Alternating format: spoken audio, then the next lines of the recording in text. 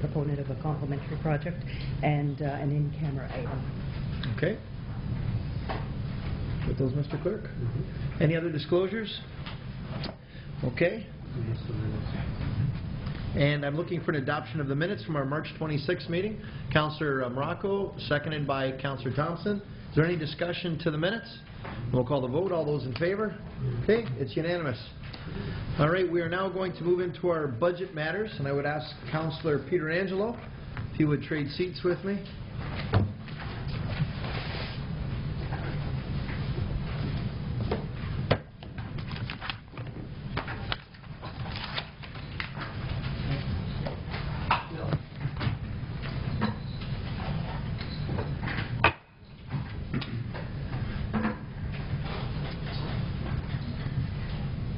Thank you, Worship. And one of the items on the budget matters tonight is the capital budget. And I know that our Director of Finance, Mr. Harrison, is going to give us an overview on this. Thank you, Councillor Peter Angelo. Tonight is the final night of all the budgets, hopefully. We've previously approved the budgets that fund the capital budget. So we're going to take a walk through the capital budget. We've previously reported on it. Back in January, we provided an update on all of the projects that were previously approved and indicated where those stand. We provided the binders, which is a listing of all the capital projects. On the 26th, we provided amendments for a few projects, notably the Kalar Road project, where we had envisioned the government grant being provided to do additional work in this year's scope, but that didn't materialize. Tonight we are providing 4 additional projects that have come up since the time of the original capital budget presentation. As we indicated in the previous 2 times, this budget is developed based on prioritizing projects departmentally and corporately, and it's based on affordability. It's not necessarily based on everything that needs to be done, but it's based on what we can afford to do within the revenue sources we have, and also the ability to get the work done. As we indicated in the January 22nd report, there's a number of projects that were previously approved that for whatever reasons have not started, and we're anticipating that many of those will be beginning this spring. So moving forward, we can see that as all of the council knows, our funding sources for the capital projects come from transfers from the operating budget, transferring from the utility budget for projects that are development related, utilizing development charges, special purpose reserves, which are reserves that are used specifically for a purpose. There are other capital holding reserves that we can utilize. Gas tax, the federal, we get it from both the provincial government and the federal government. Provincial government is strictly for transit. The federal program is for a number of different items. $2.5 million is again the number that we receive in 2013. The federal budget had indicated that starting in 2015, that gas tax program would be extended, but there would be new qualification requirements, and we're eagerly waiting those.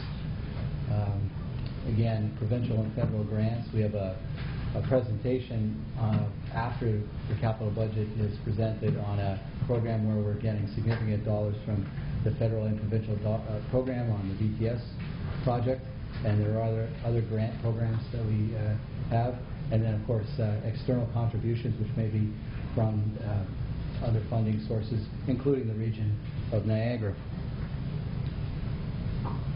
The 4 projects tonight are in the handout that was in your area right in front, and it's highlighting all of these have come up since the initial budget deliberations. These are all priority 1 projects in senior staff's viewpoint, and they need to move forward. The Lundy's Lane Gateway, there's traffic lighting replacement and upgrades. There's street lighting upgrades that are required, and Victoria Centre streetscape revitalization. That's the engineering for a future project that will be necessary. All of these are being funded from, well, in the case of the bottom three, they're funded from the capital holding reserves, and the one above the Lundy's Lane Gateway is funded from a special purpose reserve, the BIA, the Lundy's Lane BIA, and the regional government. So moving on, we can see that the total expenditure. Sorry. Yeah, Councillor Thompson. The last one there, the Victoria Centre streetscaping, that's just the engineering? Yes. Just the engineering. Yeah. It's just the engineering for this year, so we can get a better idea of what the cost will be. So you're recommending that be included? Yes. There was a letter that was received into the clerk's office early in the year, indicating that they wanted us to make a decision. And talking with the engineer, we felt that it's necessary to go forward with that. Okay. So looking at our total capital expenditure this year is $29.8 million, broken across the departments as shown. Again, this doesn't include the projects that have previously been approved, but this is new capital expenditures. The bulk of the work obviously is in municipal works, but you remember that covers roads, sidewalks, water, storm, and sanitary sewers, so that is the bulk of what we're replacing. Just again, as we indicated this year, we changed it. We put chart 1, which is a summary for council to walk through. It was included in the original binder. It's been updated for the various amendments. It shows the works, the projects, where the funding sources are, and it's for all the priority 1 projects. Moving to the next step is our debt management strategy. As council may recall, last year, as part of the capital asset management program, we've identified that significant reinvestment is required for the city in the long term to reinvest in our capital assets. Again, depending on the timing and the availability of projects and planning, we have a significant backlog in improvements that are necessary. And so to address that, again, it's not possible to just do it as a pay-as-you-go strategy, which was, again, a lot of municipalities used as an option for many years, but the amount of work that's required is so significant that we have to look at our debt capacity and our debt management. It's important to point out both for council and the public that the municipality is only allowed to issue debt for the replacement of capital assets. We are not allowed to issue debt for operating deficits. Other levels of government are allowed to do that, but the municipal government is not allowed to do that. So the debt that we incur would be for the replacement of municipal assets. And so we came forward with a strategy in 2012 wherein the municipality would utilize the debt capacity, meaning as debt has retired, utilizing that room that's created, as well as to utilize the room created with the direct transfers to capital to issue more debt within some guidelines. And it was intended that we would take advantage of the low interest rates, increase capital reinvestment. It would and result in no new taxation. So we looked at this last year. Now, one of the caveats with this program is that we would only borrow after the project is completed. And the projects that we had approved last year weren't completed during the year at the time that we could go and issue debt. So that was carried forward. So in 2012, we didn't issue any debt. But that's been carried forward to 2013.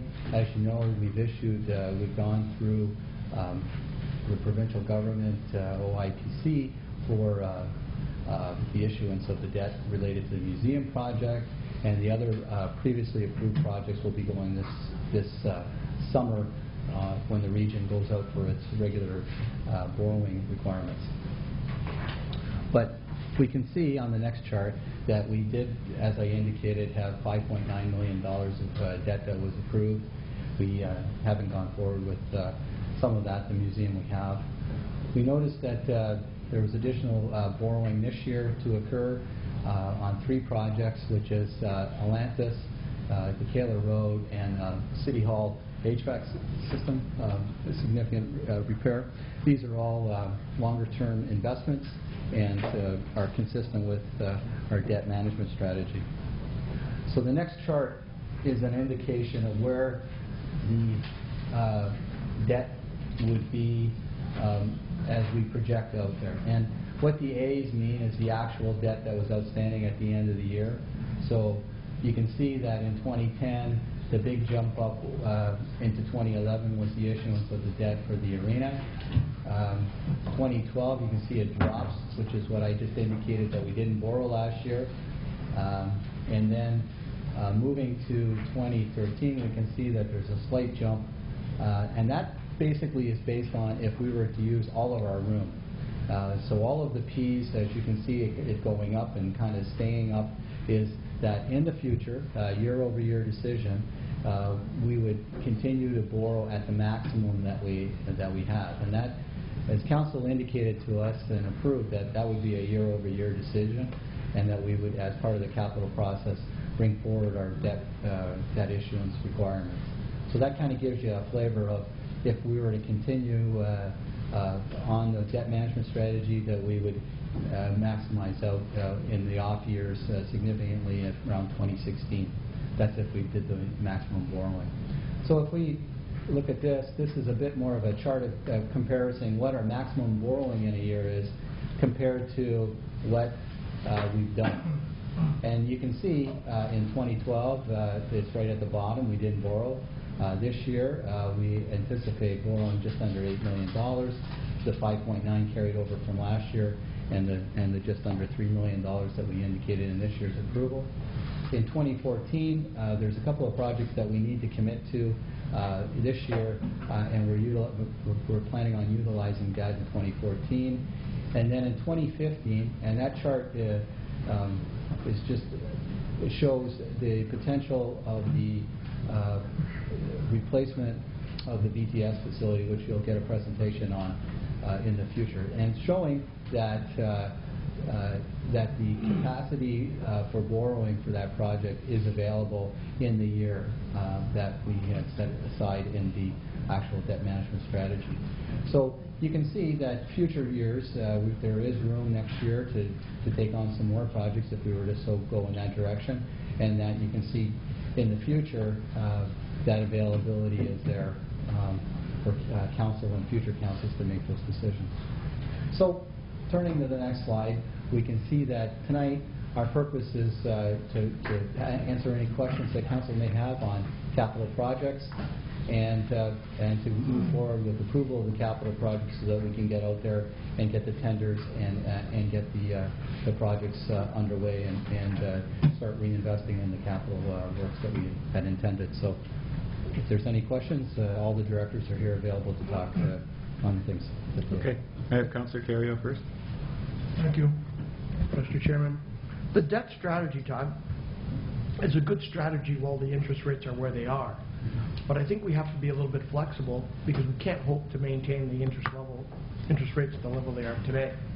So I don't know if there was anyone on council that assumed that we would continue on at that debt level into the future. I just don't know how flexible we are and how quick we can react. Well, certainly in case the rates start rising.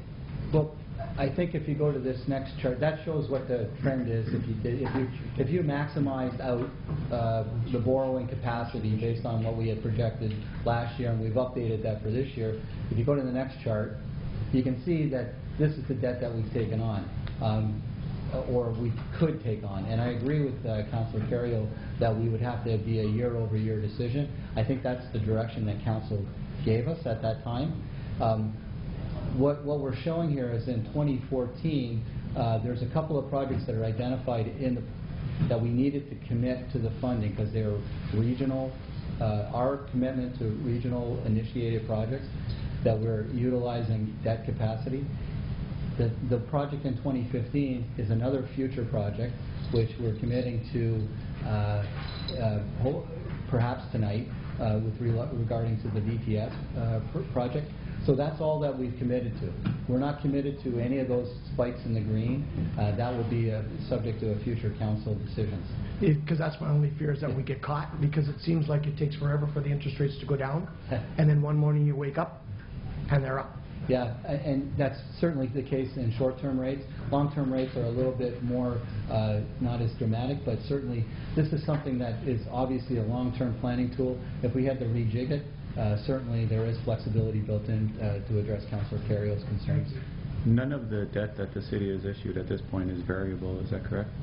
Anything that we issue is locked in? Yeah, it's a locked-in term. We 10-year terms. Some of those longer terms, 30-year terms, but normally it's 10 or 20 years.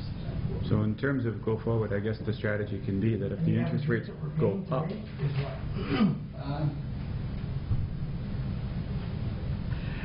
the rate, the long-term rate, I'll have to look back, but I believe it's 4% on the issuance that we just did with Infrastructure Ontario, around 4%. The long-term rates are really good, as you know, right now.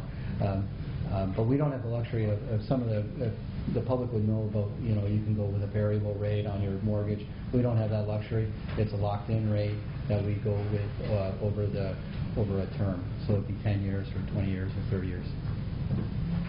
Are there any other questions of Mr. Harrison? Councillor Gates? Thank you. Yeah, I just wanted to ask on the debt update, and it talks about Atlantis Avenue. Obviously, that's a street that needs to get done. It's been on our list. I think it's 14th or 9th worst street in the region.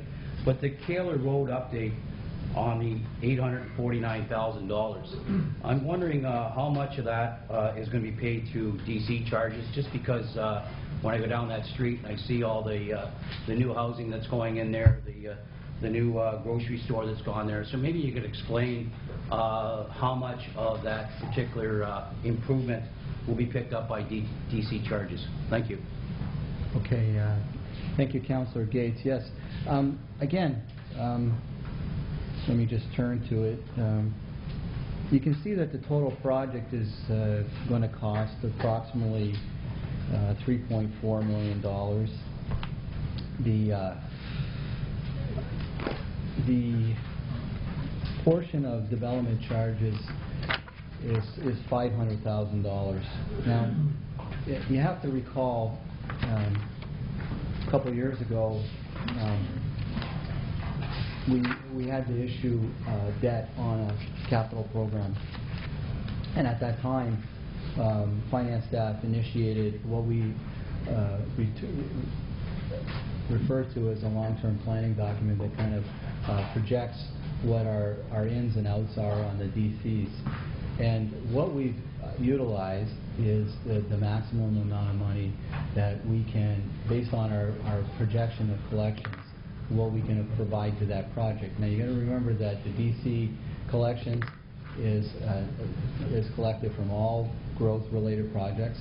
They go into a pool and they're used for various projects based on the historical cost as established in the DC bylaw. The proportionate share of what can be allocated to an individual project is established in that DC bylaw. So the Kaler Road project has a number of different improvements, as you can see. There's storm sewers and water, and there's a lot of road work that's going to be done, and there's a little bit of sanitary work that is identified in that. In the DC bylaw, each of those areas is proportionate or identified with the proportionate amount that could be allocated for growth and what's allocated to existing homeowners. And that's what we have to utilize. So did we allocate the maximum amount to the DCs for that project?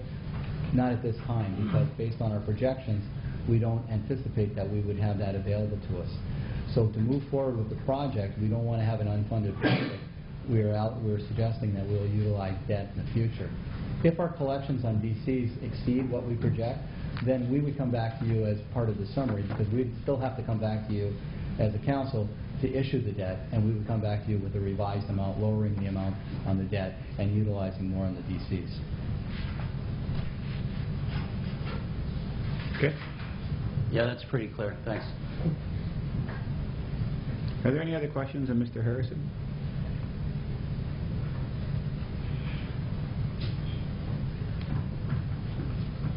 Okay, if not, then I think Mr. Harrison is looking for an indication of whether or not council will support the capital budget or defer it. Exactly. If there's no comments on it, then we're looking for a motion to approve it. So moved by Councillor Thompson, seconded by the Mayor. Any questions or comments to the approval of the capital budget? Councillor Iononi? Thank you. The bus structure is going to be within our capital budget, correct? The bus structure, which we're going to deal with next, is part of the VTS. What we need is additional an approval for an additional amount, which we've identified can be facilitated in debt borrowing in the year 2015. The entire project right now is approved. What we're looking for is an additional amount of money for the additional portion of the project, which, again, the presentation will show what it is for. Yeah, and I'm looking for, I'd like to speak to council on increasing what we're going to give to that project in regards to their appendixes and their benefits to indoor-outdoor storage. So I'd like to speak to that, and I'm just wondering if I support this budget, does that shut off additional funding should that be an initiative we go? No, I think most of the funding is going to come in future years anyway. If I can just interject. What we're going to be utilizing to move forward, one of the principles is that we don't want to move forward with a project that's not fully funded. So what this chart is indicating is that the debt capacity allows you to borrow what is presented in the report. If you want to add additional money, you can see by the green That's columns. right. And that's the notes I've taken. We Yeah. have the debt capacity to do that. Yes. Okay, thank you. Okay, there is a... Is it in here, that 3.4 million? Is it in here? No, it's not in the capital budget as per se because it's a new item. The VTS project that you originally approved, which is the $50 million, is approved because that was previously approved. Not this 3.4. But the additional money is not. That's something that council has to decide. Okay. Okay, there is a motion on the floor to approve the capital budget. If there's no further questions, then I'll call the motion. All those in favor? Opposed? Motion's carried. You doing legal? You doing legal?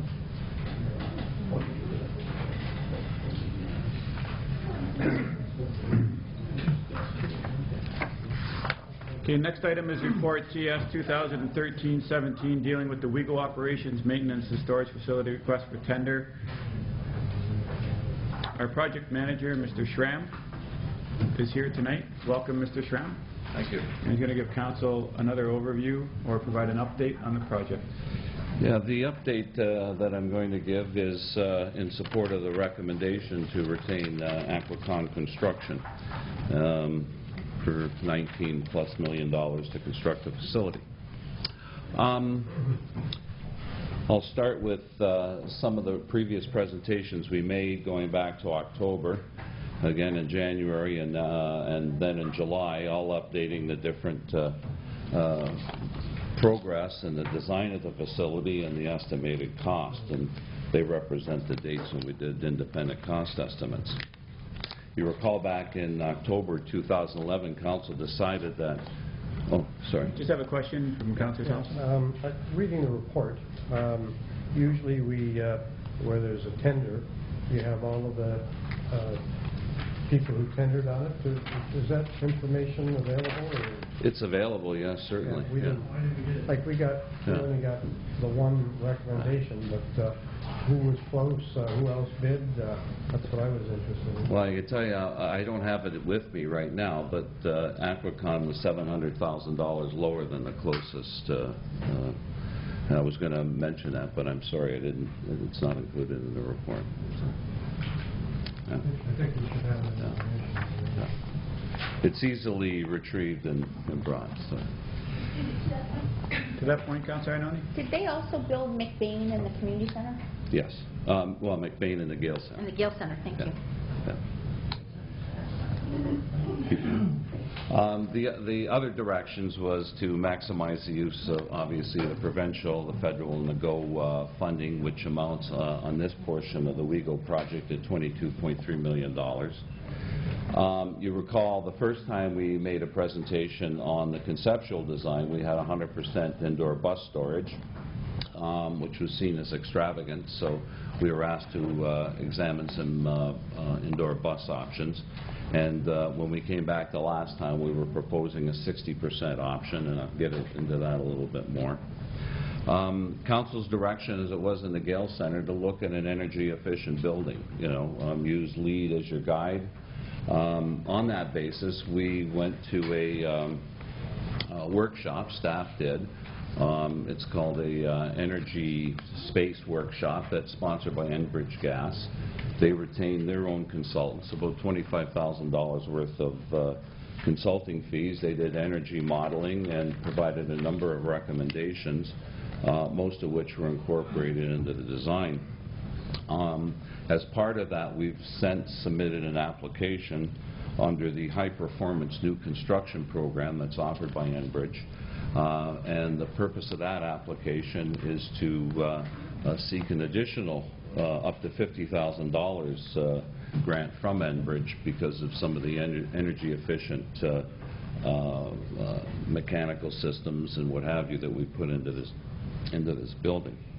And these kinds of savings at this point in the process will definitely be reflected in the operational costs of this building.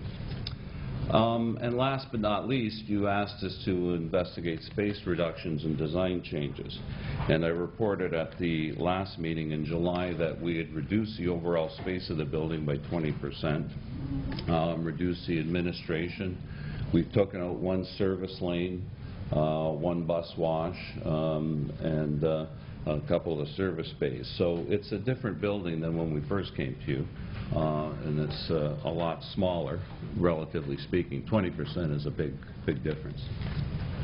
So the project, it is an integrated operation as proposed right now. Niagara Falls Transit and WEGO are the main users of it, and GO Transit will have a use that starts small and gets bigger over time.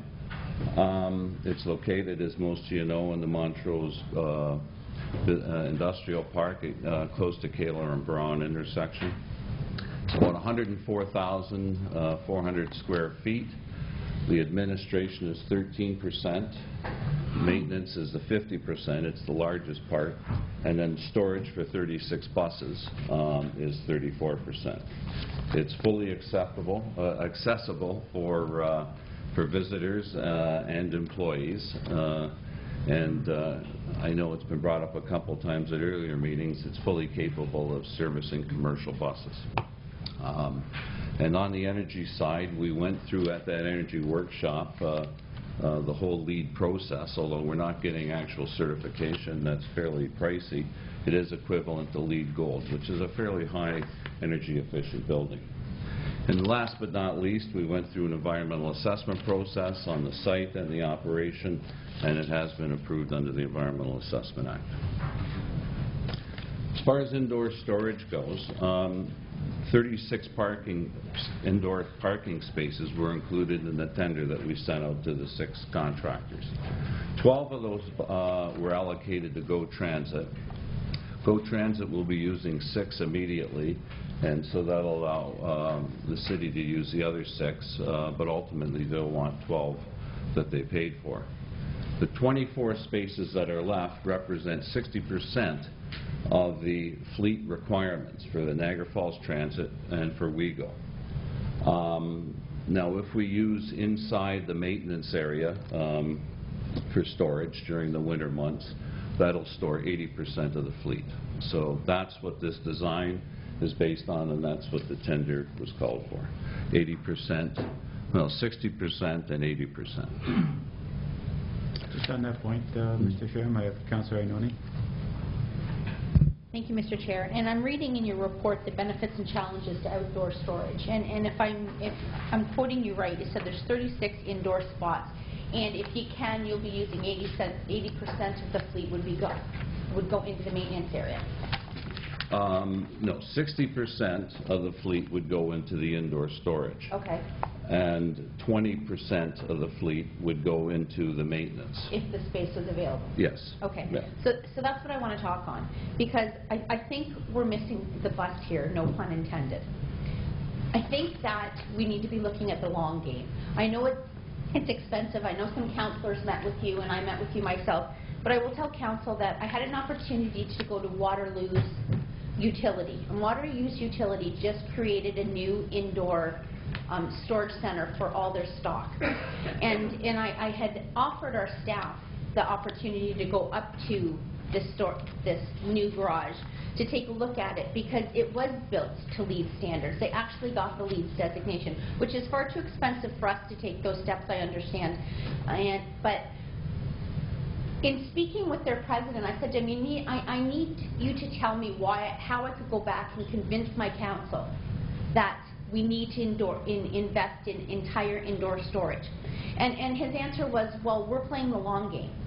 How much have you invested in your new buses? And I said, well, we've just invested, $25 million in rolling stock? $19 million in rolling stock just for WeGo. That doesn't include the new buses we've just purchased for Niagara Falls Transit and the stock price for the Niagara Falls Transit buses. That doesn't include Go or anything like that. And my question to him was, does it pay for us to invest in the longer game now and build a bigger storage area so that we can house indoor as opposed to outdoor? And I'm sorry, I thought I had my notes on my iPhone under my notes section, and I don't have the numbers with me. But I will tell you that his argument, and I spent a long time with this gentleman having him explain to me why the investment now is better than putting your vehicles outside. And it went down to maintenance. It went down to investment. It went down to replacement costs. It went down, he explained to me that their staffing costs to get their trucks ready and get their outdoor rolling stock ready dropped 80% when everything went inside. So they had lower staffing time. They understood that they had increased debts and increased overpayment time. But I'm thinking that if we've invested $19 million in brand spanking new rolling stock that we rolled out in a big, huge WeGo advertising, why are we looking smaller in maintaining them and trying to keep them up to par longer? So I'm kind of interested in, what if we were to go where we house everything inside based on a successful storage unit like Waterloo? And Waterloo's a utility, mind you, Mr. Chair. It's not a bus facility, but the fundamentals were the same. They had, everything was energy efficient, the green energy, highlighted green energy, but the floors had radiated heating, so that it saved in staff time and having to clean it out. I wish I had more of it with you, but I hope we defer on looking at this until we can get the information from Waterloo that showed the long-term savings. Yes, the cost is up front, but the long-term savings was there. And I think it's a long game. So I'd like to, I know I've talked to them, and I understand the cost, and I understand debt, and I see we have that space there, and I'm not a big one into going into more debt, but I don't understand how long it took us to get the money for WeGo, how long it took us to get the actual buses, not to mention our own Niagara Falls Transit, for us not to play the long game. It doesn't make financial sense to me. Okay. Motion to defer then. Motion to defer the report. Until and I did give senior staff the information to speak to the president of that utility, and he opened it. He said, if your council wants to come down here and take a walk through, we'll host you, we will walk you through, we will show you the savings, we will show you why we invested up front as opposed to cutting it short. And what they couldn't put inside, they built overhead hangars for outside, so it protected the vehicles there anyway. I just think it's something we should look at. Okay, there's a motion on the floor to defer the presentation and the report as well. Oh, you know what? I'll hold the deferral until the end of the presentation. Because I have questions too. Okay. Okay, sounds good. Motion's withdrawn. President, I didn't mean to cut you you offering? Continue, please, Mr. Chairman. Tender process, if I could, Alderman Carrier? I'm sorry. I just wanted to hand out the, Alderman Mark.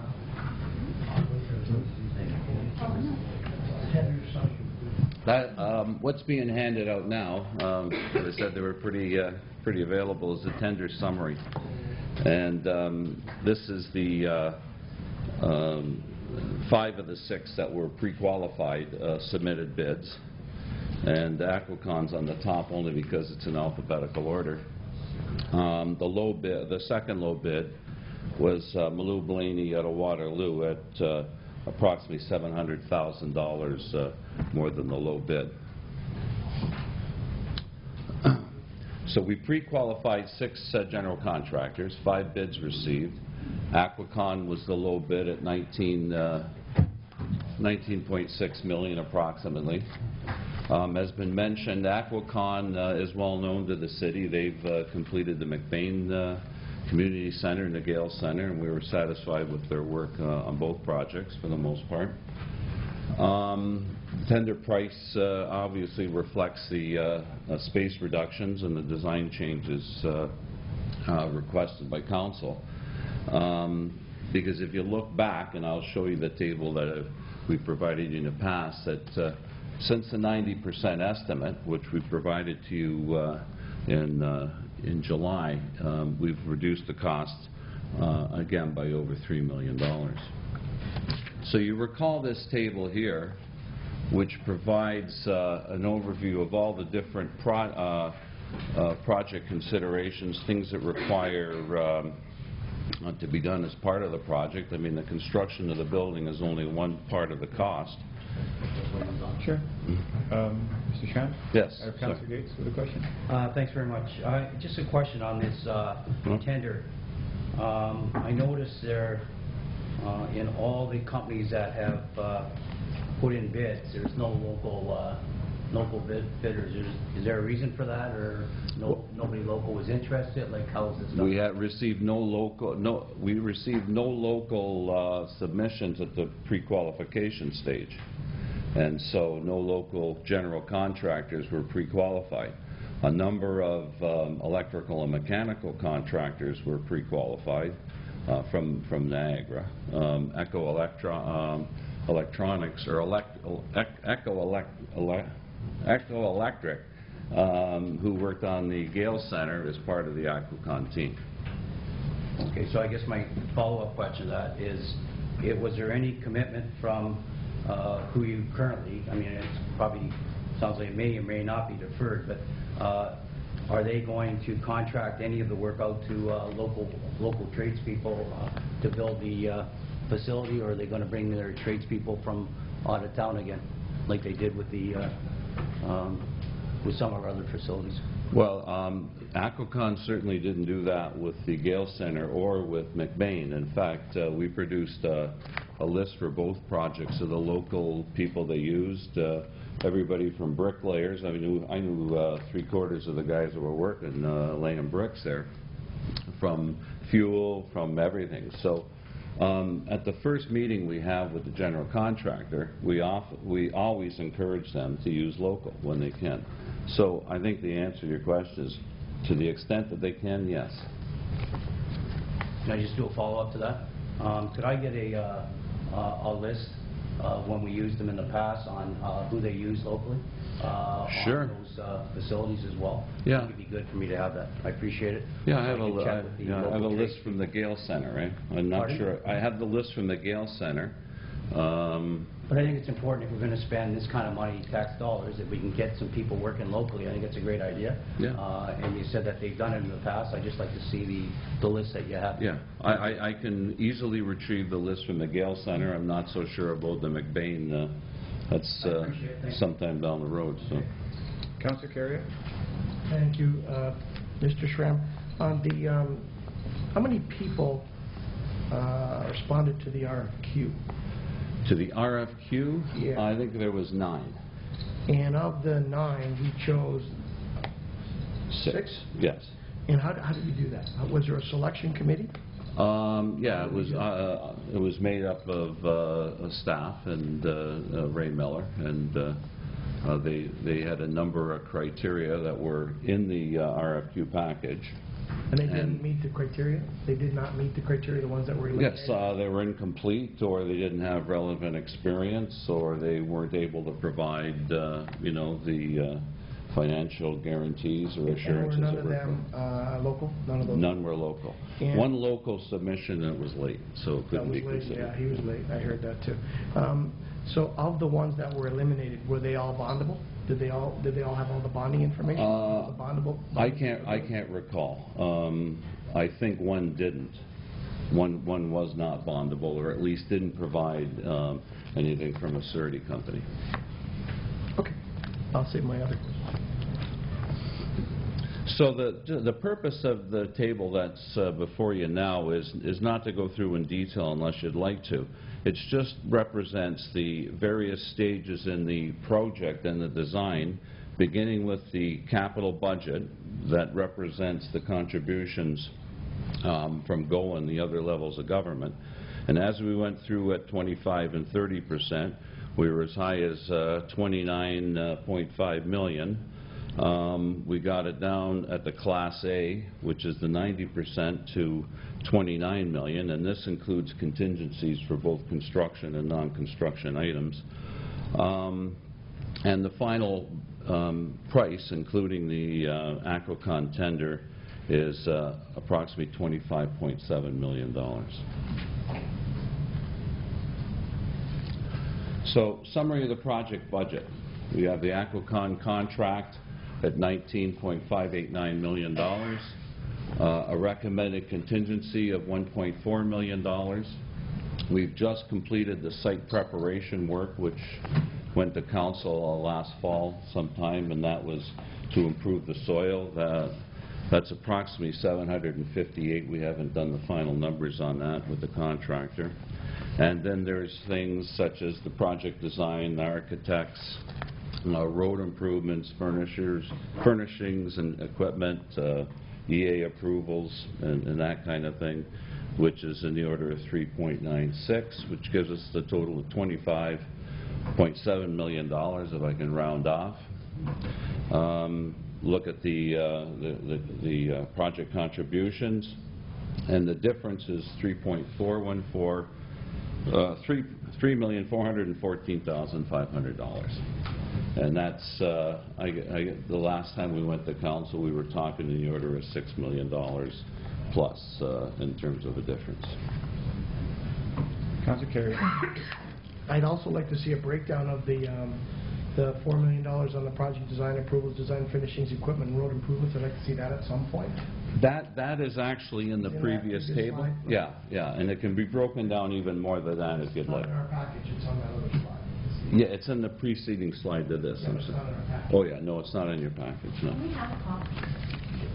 Should we have a copy of this from of the presentation? Yeah, for sure, yeah. Yeah, just email it to everyone. No, it was yesterday. Oh, sorry, Mr. Arafita said it was emailed to everyone yesterday. Copy of the presentation. Are there any other questions for Mr. Schramm? Okay, so if to proceed with the recommendation and proceed with the project, the city's contribution would be the $3.4+ million, which represents about 12% of the total project costs. So you are maximizing the outside funding. And you compare that really to $6 million that were required at the bus garage now in immediate repairs, or $15 million if you produced or had to develop a dedicated new facility just for Niagara Falls Transit. And it really does represent a 50-year investment in transit. That's the life of new buildings.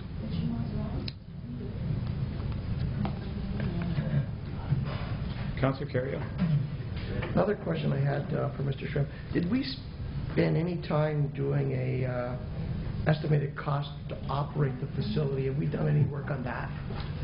I know. Once it's completed, have we done that? Yeah. Because I know we haven't done real well on that in the past. Yeah, I haven't done it, but I can say this, is that we've recommended and staff have accepted that we retain a commissioning consultant, and that's included in the price that you see before us.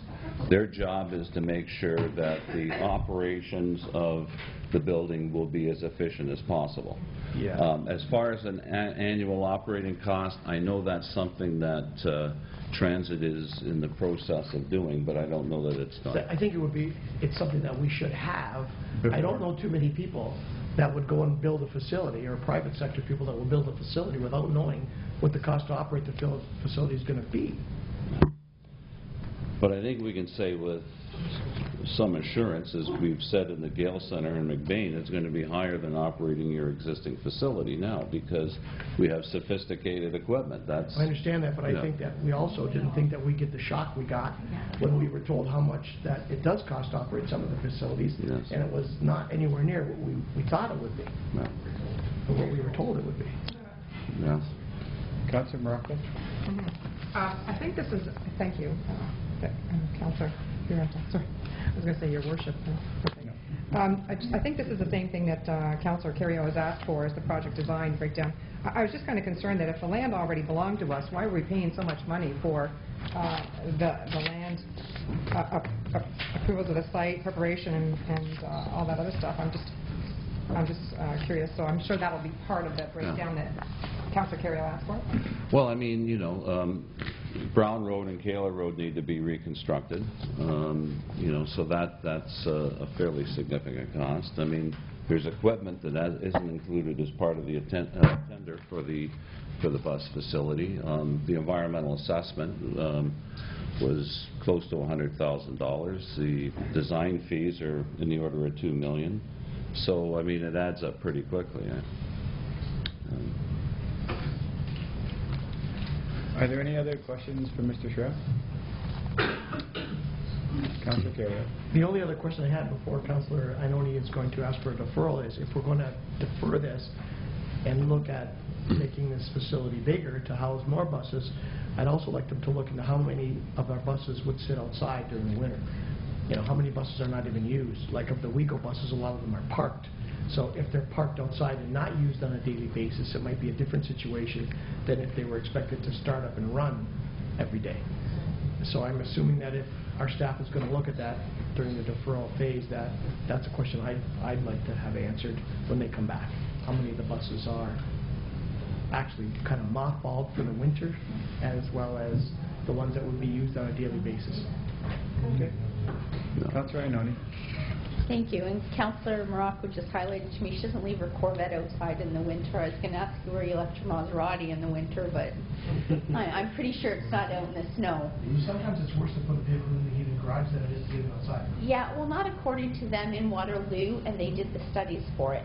And which is why I'm kind of surprised there's no comparable here to Waterloo. I'm pretty sure I talked to a majority of the senior staff responsible for putting this document together. But what I will say, as you walk through the impacts of not making it bigger, and you have the winter impacts for outdoor storage, mostly the environmental impact. I know the mayor, it was important for him to call us the green capital, but when you look at what we're doing to the environment by housing our buses outside, idling them for 30 minutes so they can get warm, sometimes up to 3 hours a day, increasing noise pollution, increasing fossil fuel pollution, increasing green gas pollution. I mean, there's not a plus in any of the leaving them outside. When it gets to vehicle maintenance requirements, the costs are going to be higher in the long run. And when you look at the anticipated challenges to outdoor storage, there's not a good picture there anywhere. And I do understand, Councillor Carriot, your concern on dollars now.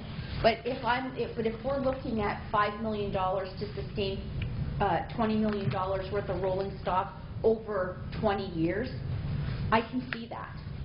And those arguments were made very well in Waterloo, and I just want to make sure that if we do it once, we do it right. Well, I don't care. Milk the cow once, you get the, I don't know, whatever your isms are. But nonetheless, I don't think that this is the right financial way for us to do it. I don't know the gym isms up in my head. Toothpaste out of the tube. There, roll it out once. Councilor Carriot. Just in response to that, I think if I was in Waterloo and I had spent that amount of money, that's what I would say too. So I'd be interested to see what our staff comes up with. Yeah, you may recall that in our presentation in July of last year, we did provide a fair bit of background in indoor storage, and you know, we did do a break-even estimate, and that estimate still stands. It's 20.5 years is the break-even cost between indoor and outdoor storage. So, and you know, we did provide some estimates on the cost of additional outdoor storage and what have you. Long-term investment. Councillor Marco? Well, just to that point, I just want to make sure that you know what, we're going to actually do it right the first time, because we've already got $22,300,000 coming in from other levels of government, and this portion that we're being asked to put in, I can't imagine if we had to do this without federal and provincial dollars, it wouldn't happen. I mean, then we wouldn't have the buses. It would just be, you know, a downslide all the way. I think we just have to look at taking advantage of the opportunities that are there and doing it right.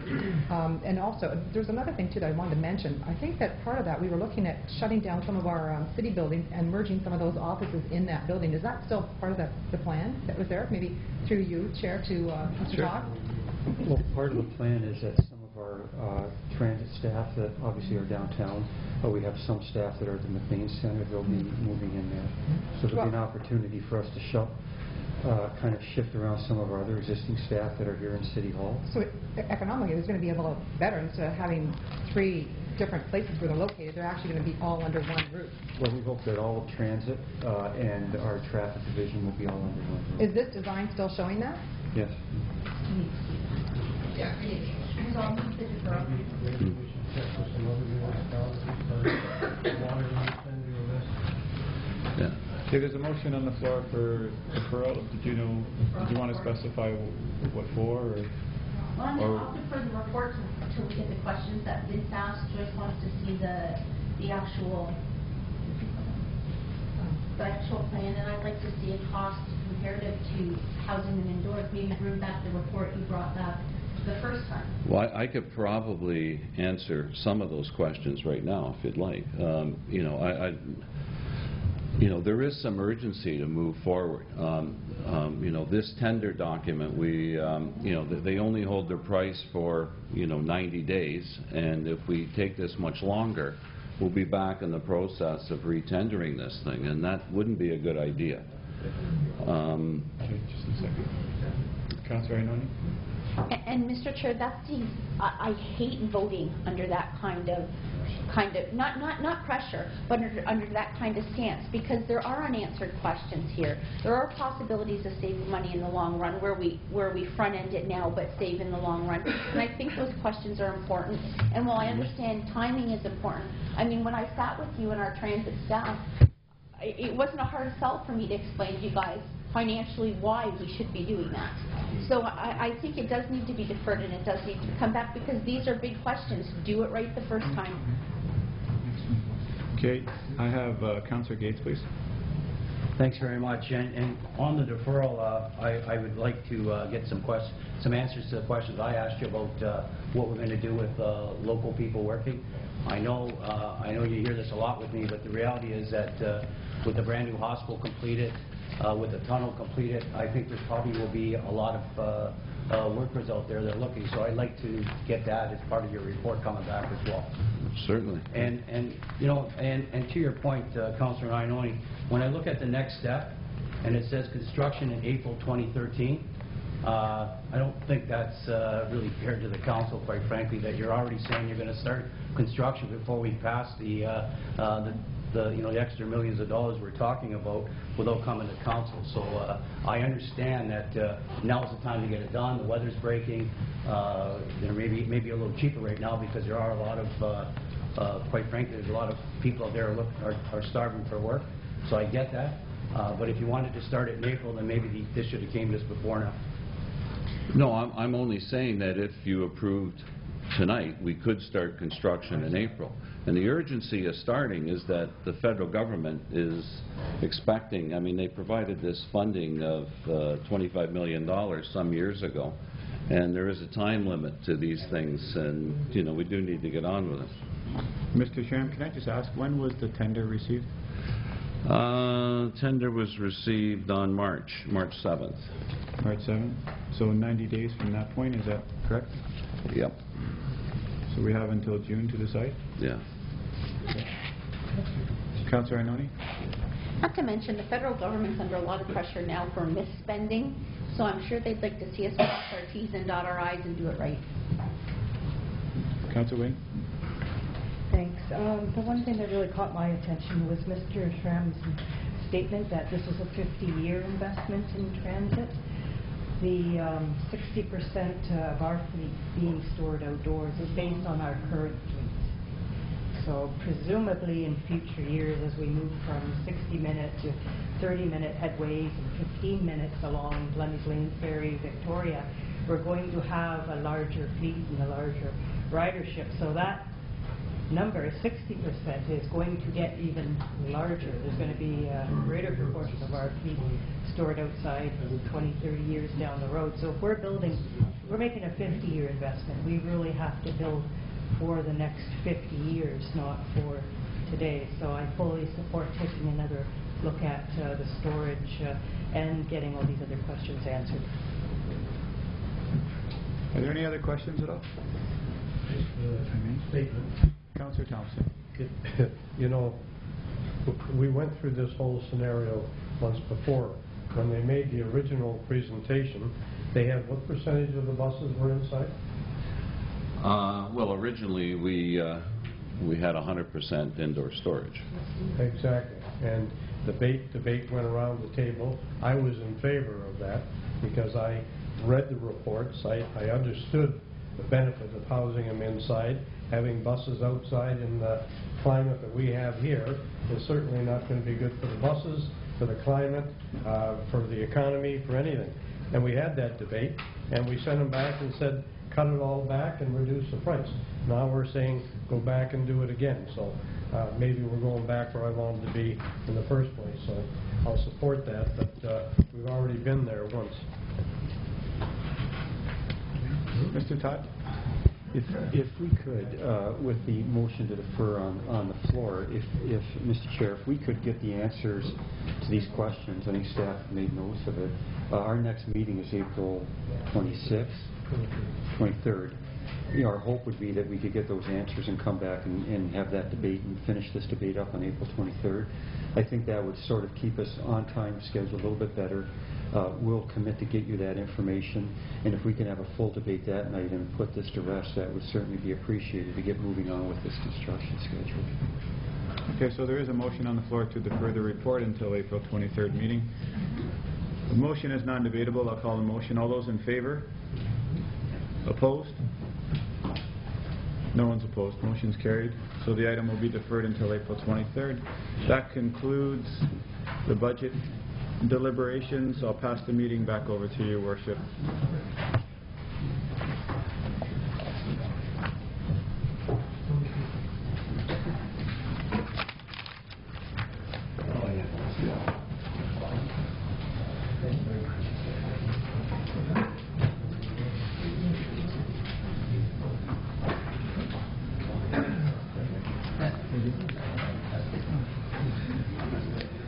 Here's what I got waiting for me when I get back. Yeah, that's good.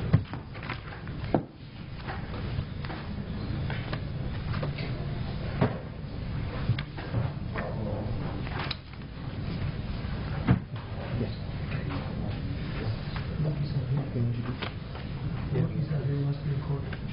No, they're here. Okay. All right, we're going to move into the regular part of the council meeting, onto the planning matters. No. And just before we do that, we're going to have the clerk say a few words. Certain things on your schedule are set in time, so our deputations are set at 7. I know some of the MPI folks are here already, but that's slated for 7. Your public meetings are advertised for 7:30, so you can move ahead with communications, mayor's remarks, consent agenda at this point in time. Yeah, okay. Yeah, no, we can just jump ahead. That's good. Well, why don't we start off with communications then? Because that's the favorite part of the meeting. Come on. Yes, Councillor Wing. I will move that we appoint the Commission's recommendation to fill the vacancy on the Niagara District Airport Commission. I'm assuming that's our first item? That is the first item. Okay. Now, I'm not sure if we have an election. How's that going to work? Maybe if I can just... Well, if I can just read what's in our report.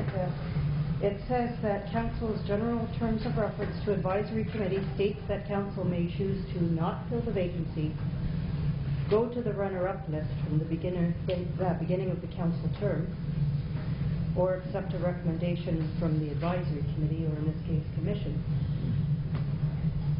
That's what our terms of reference say. I agree with that. I'm just going to ask our clerk just to comment because I saw ballots back there, so I'm not sure if he wants to... Well, as I think I also say in that memo, or I said at the last meeting, we do have ballots prepared based on the names that had been submitted. In fairness, I think what the motion, Councillor Wing, should be that we dispense of a ballot vote and approve of the Commission's suggested appointee. Now, if that fails, see, my concern is if you put your motion on the floor as is, and that fails, does that mean that that candidate fails? And I don't think that's the intention. If the majority of Council wants to do a vote on this, then the candidate recommended by the Commission's name is still there. So I would suggest that your motion be phrased in that way, that Council dispense of the ballot vote and appoint the recommended candidate from the Commission. If that fails, then we can go to the ballot vote, and she's still a candidate. I will make that the motion then, and I will add, as we do in every other case where there is a recommendation from the board or commission or committee when there's a vacancy midterm and when we haven't advertised.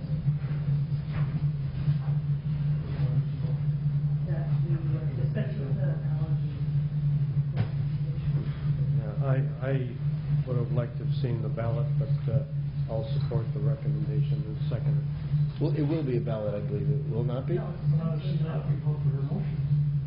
But if you vote against it, then you can make another motion to have a ballot vote, and that candidate hasn't been removed. My concern is if your motion is on the floor as approve Victoria Whitson as the candidate, and half of the majority of Council wants to do a ballot vote, does that remove her name from the list? So what I'm suggesting is that you're asking that you don't have a ballot vote, that we just appoint the runner-up, so if that fails, you have a ballot vote. I'm trying to get my head around how we're talking about a ballot vote when we haven't advertised for applicants, when our terms of reference say you can not fill the vacancy, go to the runner-up list from the beginning of the term, or take the recommendation from the advisory committee.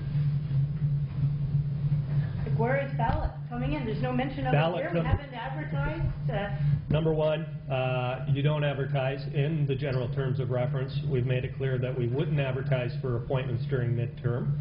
Secondly, you would have a ballot vote if you went to the list from the beginning of the term, because you still have two candidates whose names are there. Okay, well, then I have no problem with then, if that's what we want to do, with going with a ballot for the two candidates left over from the beginning of the term and the committee's recommendation.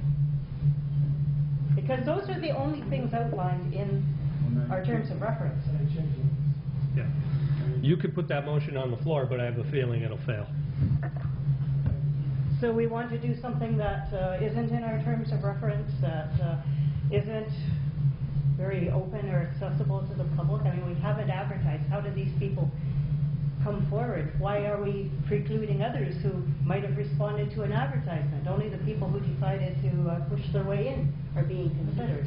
I mean, it's pretty clear here. You don't appoint anybody. You go to the runner-up list from the beginning of the term, or you take the committee's recommendation, and that has never, ever been a problem until now. Every other case, we've gone with the committee's recommendation. I don't understand what the difference is when it comes to the airport. I mean, you have the chairman explaining to you why this particular candidate is being recommended. This candidate will bring to the commission a skill set that is badly needed there, that is not there now. I mean, you know, and I have brought with me our 2011 to 2014 Strategic Priorities Midterm Progress Report. And it's highlighted in there under Economic Vitality that one of the things we're supposed to be doing is actively pursue economic development activities such as capitalizing on the opportunities the development of the Scotiabank Convention Centre brings. And one of those things highlighted there is investigate commercial air opportunities with Niagara District Airport to support the Scotiabank Convention Centre. Are we serious about this or not? Because I'm telling you, if you're serious, you need to listen to what the Commission is recommending. We know what skill sets and connections we have around that table, and we know what we don't have and what we need. That is why we recommended the person we did. So, why are we just totally ignoring our terms of reference and everything else we usually follow? I'm looking for answers. Mr. Clerk, you have some answers? Number one, I disagree. You're not ignoring your terms of reference. In fact, you're following your terms of reference. 7 people have, through one way or another, put their names forward for consideration, so that's quite a bit of interest. So in that sense, it is open. Your terms of reference are very clear that we don't advertise during midterm because it's just costly and it doesn't seem efficient use of the dollars. There's no criticism of any of the candidates, especially the candidate that the Commission recommended. But I'd also point out that the Commission makes recommendations at the beginning of the appointment of the council term. And this council is not bound by that recommendation. In fact, in the past, they've rejected the recommendation of the Commission. It's up to you as council. So, Councillor, is your wish to have the ballots dispensed to council for a vote? Not yet. I'm just getting clarification. She's caucusing right now.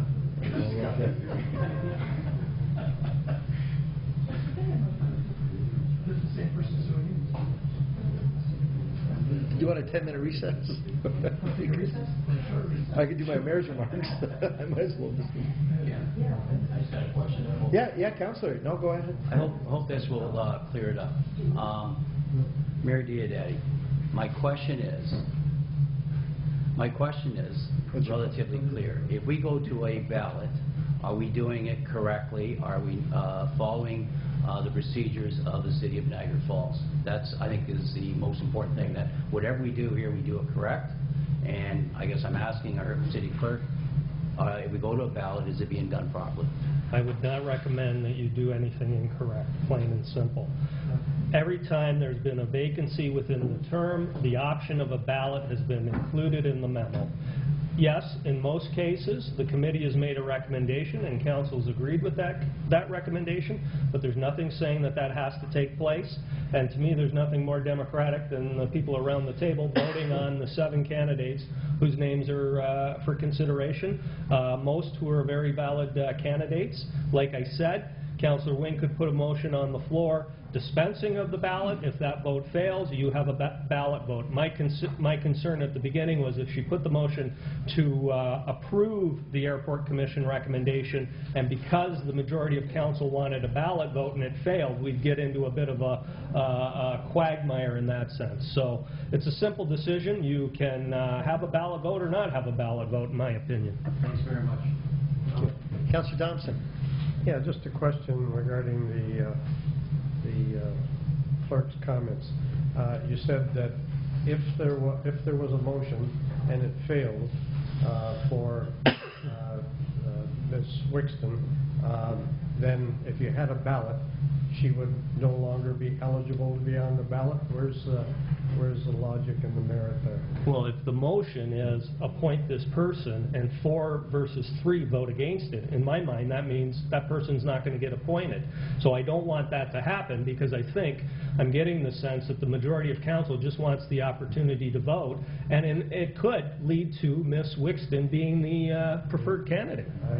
I understand that, but I don't understand why she'd be eliminated if Councillor Wing's motion failed.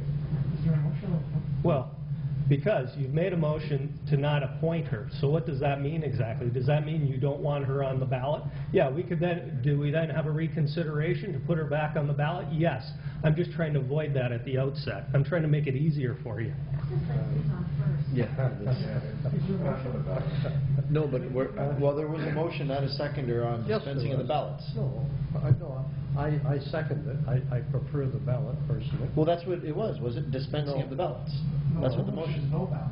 Yeah, no ballot. Yeah, Appoint the I second the motion because I agree with the recommendation, but I would prefer, I think there's enough votes with the ballot, so I was hoping it'd be a ballot.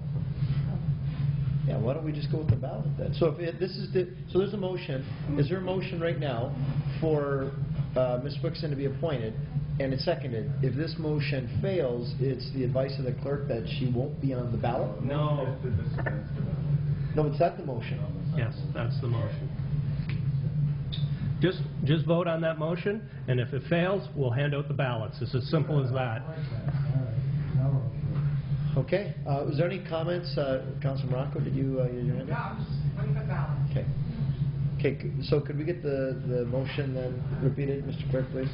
That you dispense with the ballot vote and appoint Victoria Wixton as council's candidate. If that motion fails, we will then proceed with a ballot, and she will still be a candidate. This would be a recorded vote. Recorded. All your ballot voting is recorded. Ballot voting is recorded. Well, but this is Oh, okay, recorded vote on this? Okay.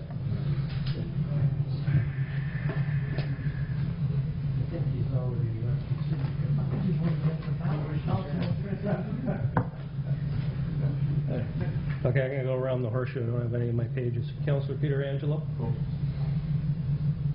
Councillor Gates? Opposed. Councillor Carrio? Opposed. Councillor Morocco? Councillor Annoni? Or Councillor Thompson? Yes. Councillor Wing? in favor. Mayor Diodati? Opposed. So We'll go to a we ballot. proceed to a ballot?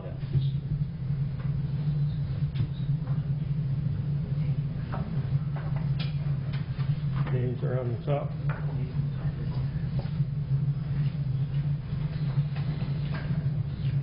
I don't know if you want to proceed on to the next item while you vote? Well, I'm voting. Well, I gotta think about it. What was discussion on? What's going on?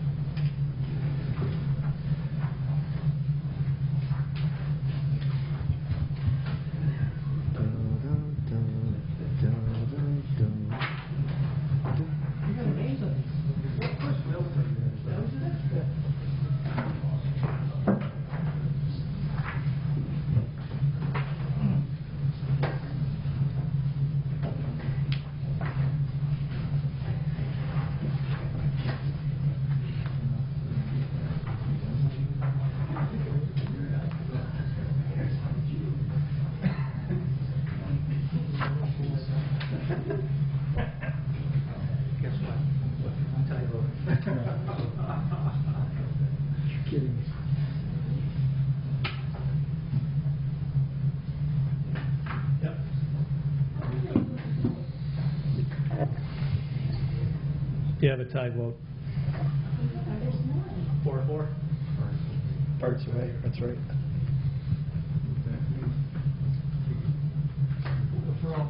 Okay, so we'll defer to the next meeting? And everybody will lobby Councillor Mapes. Is there a motion to flip a coin, Councillor? Yes, Councillor Wayne? I still don't understand why the Commission's recommendation is not being heeded.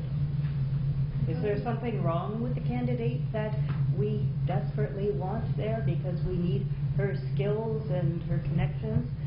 You know, whether or not we develop scheduled passenger service, there's a study going on right now that the RTO and the region are paying for, or whether we pursue the charter market, which I see as our big growth opportunity. We still need somebody with her skills and connections, you know, the conference and convention planners, and, you know, that's what we need.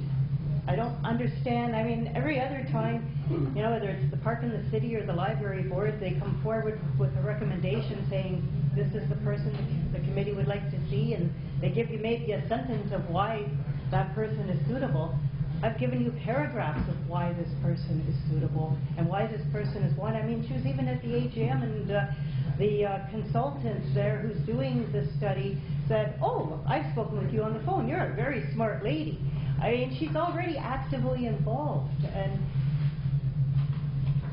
for some reason, You guys just don't want to appoint her? Like, I don't understand it. To that point, Councillor Inoue? This is getting embarrassing. The vote was taken.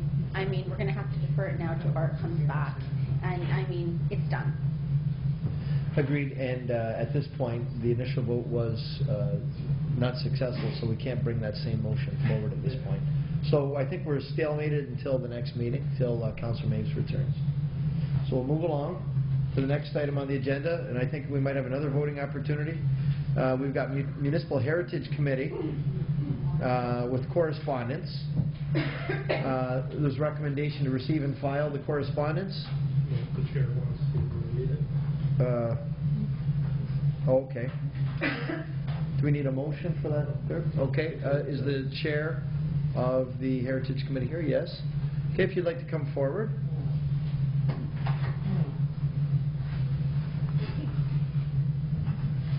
I'd just like to thank you for allowing us the opportunity here to present this letter, which is a collaborative effort of the Municipal Heritage Committee.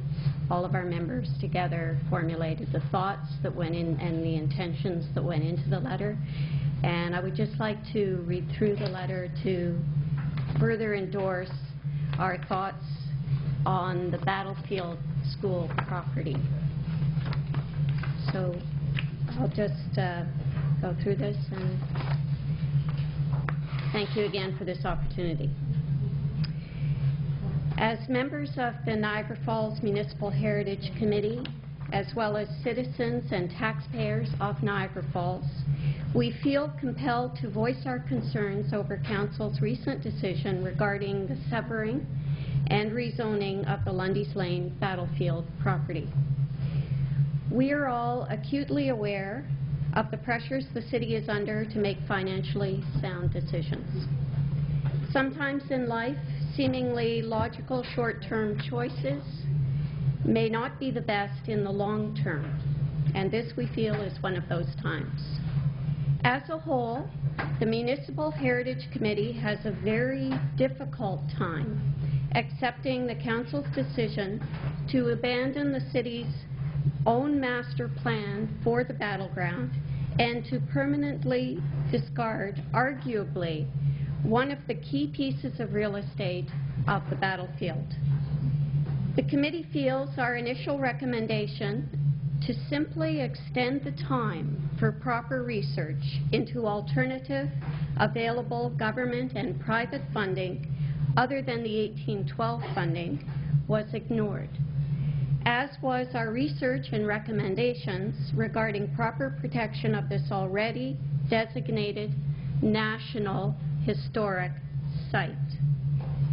This is not an issue of balanced budgets or good land use planning or win-win situations.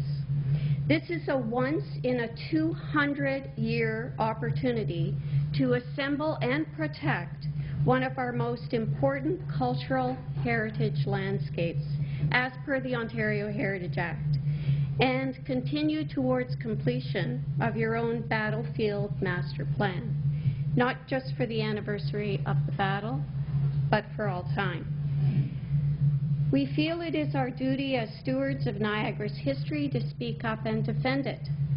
The removal of this parcel of land makes the possibility of creating a heritage park less viable and diminishes the historical value as well as valuable tourism potential of this designated site.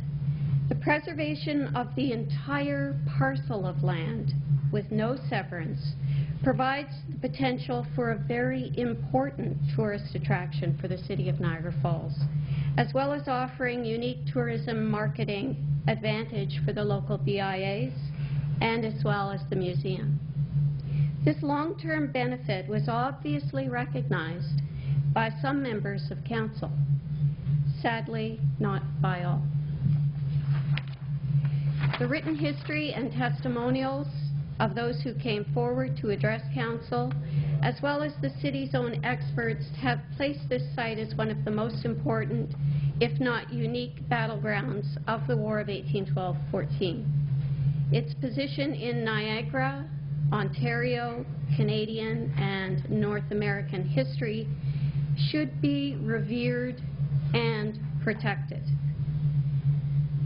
The members of the Municipal Heritage Committee feel City Council was, on this matter, badly advised by the City with respect to some of the information it was provided. The fact that the recommendation from City to Council to designate the property only after the park was established reinforces these misgivings that the concepts of powers and permissions available to Council within the Ontario Heritage Act appear not to be properly understood by Council before making their decisions. Once again, the committee as a whole is very disappointed in the decision that was made. And we are all together on this as a committee, as a whole. I'm a co-chair, Laurel Campbell, with Gary Burke, who is sitting here with me today. Aaron Butler, John Garrett, Len Inkster, Margaret Mingle, Naveen Shahani. We are all in support of this letter. Thank you. Any questions or comments from council? Yes, Councilor Kerr. I just want to say that I understood the situation very well, that I voted with full knowledge of what I was voting on. I understand exactly what we did. I'm sorry that you're unhappy. I thought you were coming to resign. Are there any other questions? Questions or comments from council? Can we look for a motion to receive and file the letter? Councilor Iannoni, second Councilor Morocco. All those in favor? Okay, thank you. Thank you very much. Okay, thank you. Okay, next item is, again, Municipal Heritage Committee. There's a... okay, the recommendation is... The recommendation is Kim Cody. Mr. Clerk, do you want to clarify? Yeah, I mean, obviously, it's up to council.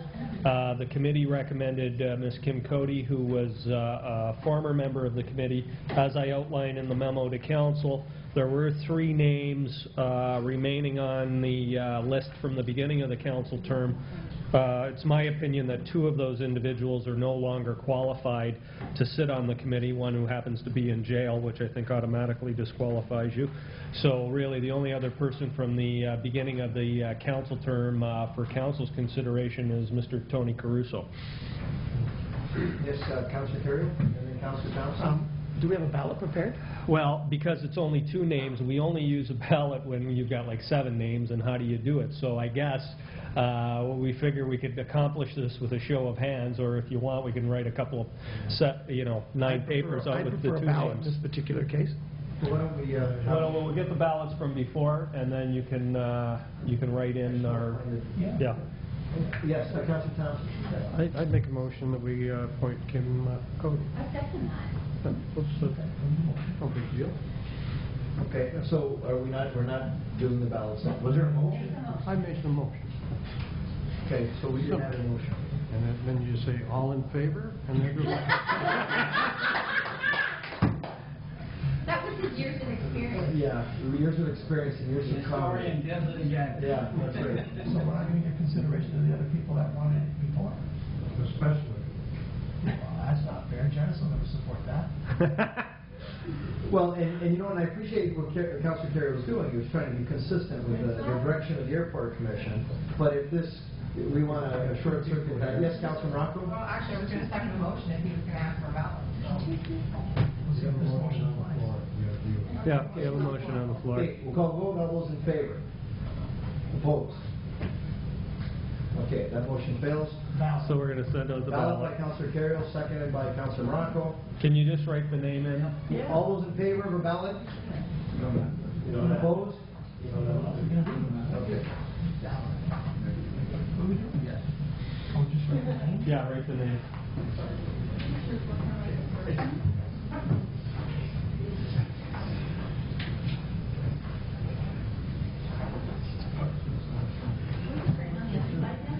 Doesn't matter.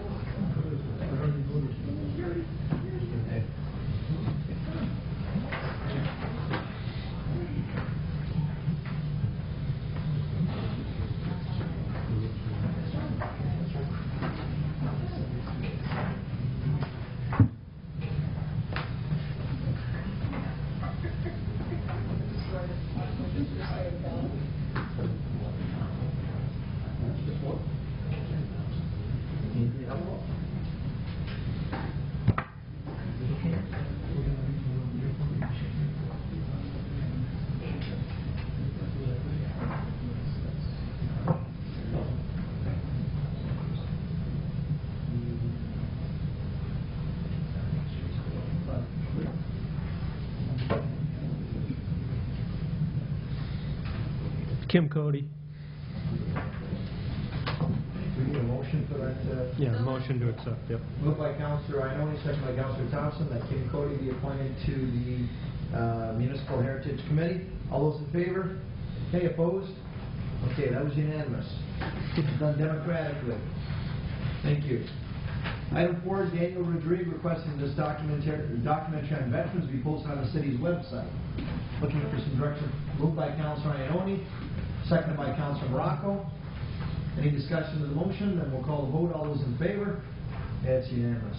Thank you very much.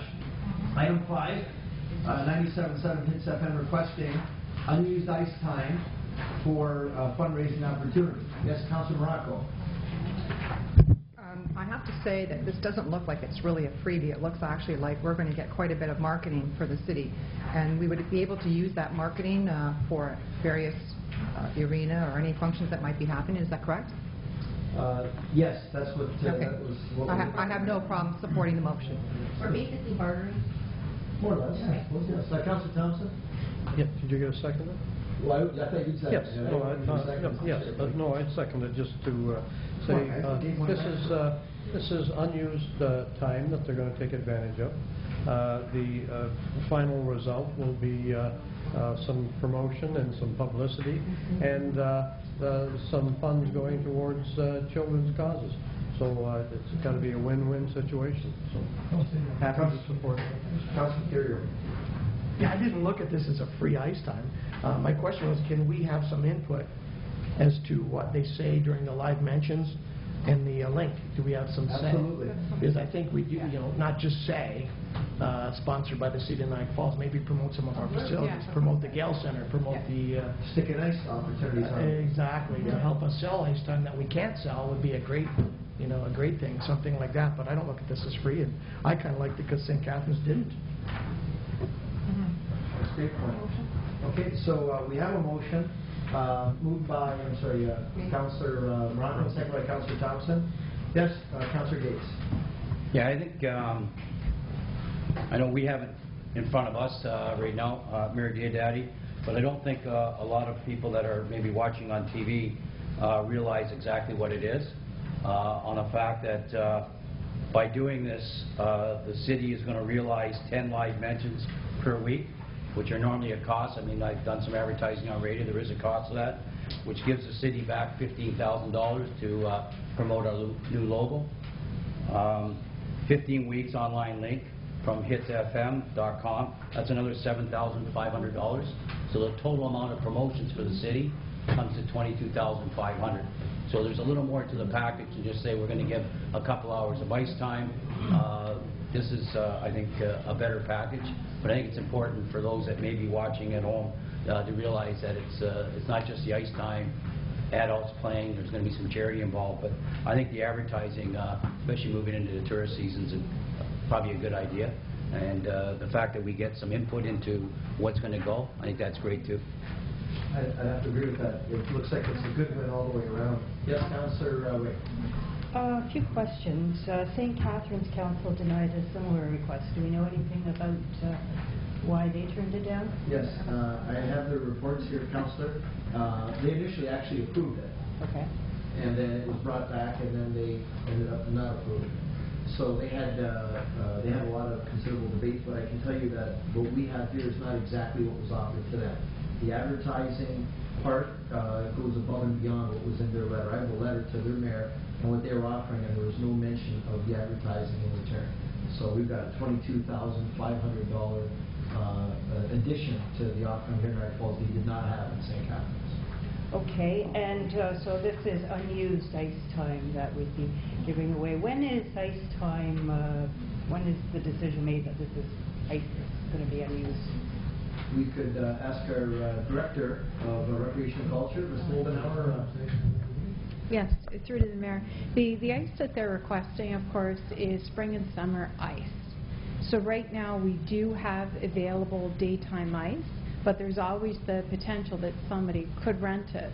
We do have last-minute ice throughout the summer where someone can call the day of to book the ice.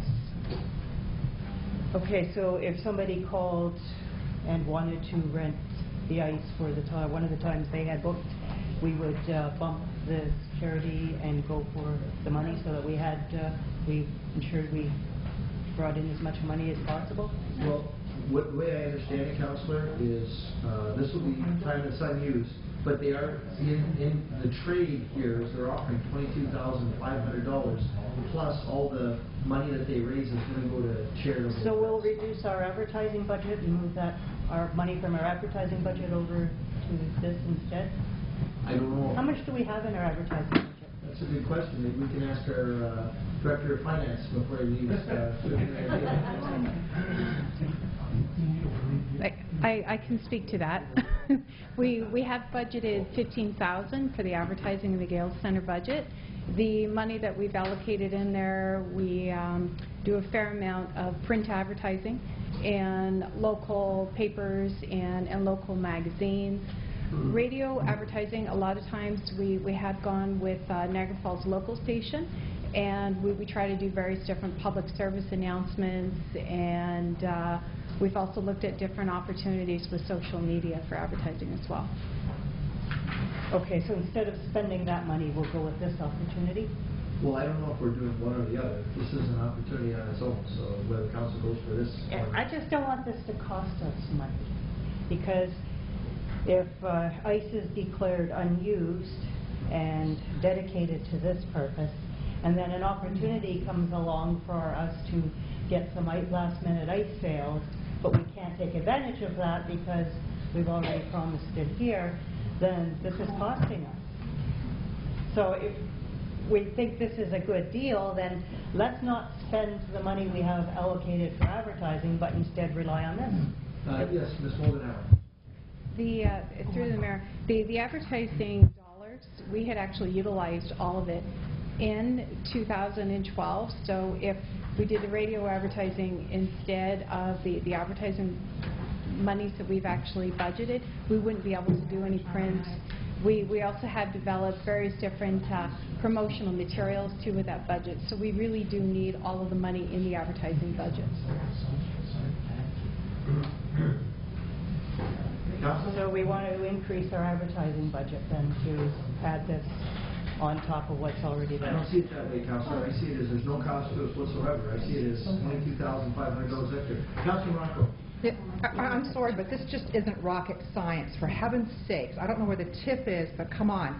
This is actually an organization coming to us saying, you know what, I'll give you airtime. Unlike other organizations that we just give things away and most of the time get nothing back. It also is going to help another organization for children. I'm sorry, the children's organization, that too.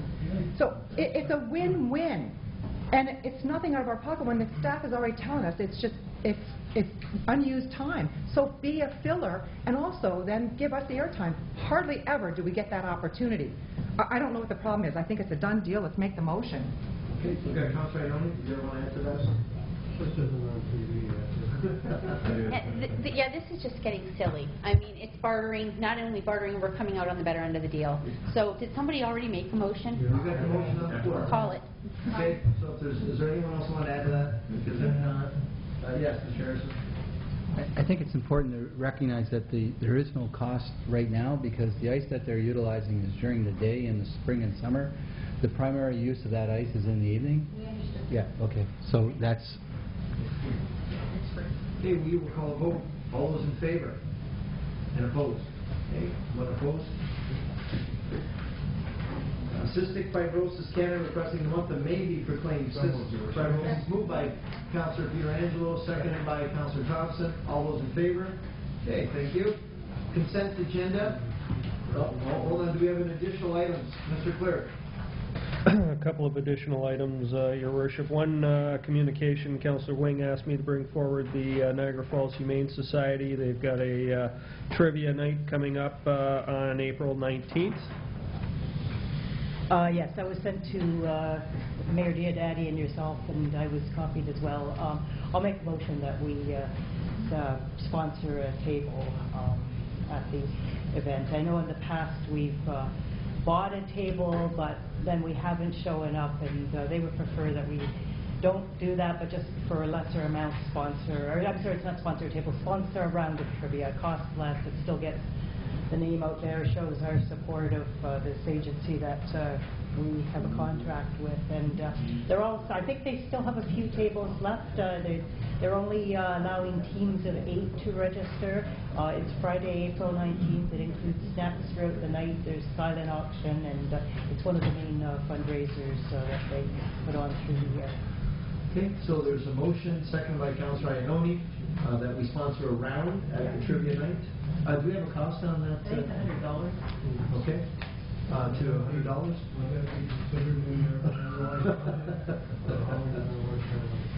Touche. How much is our budget? How much is our budget? All right, I think the point's well made. I'm going to call the vote. All those in favor? I mean, if we're going to spend money, how much is our budget for sponsorship? I don't know if we have that number off the top. Do you want that, or is this?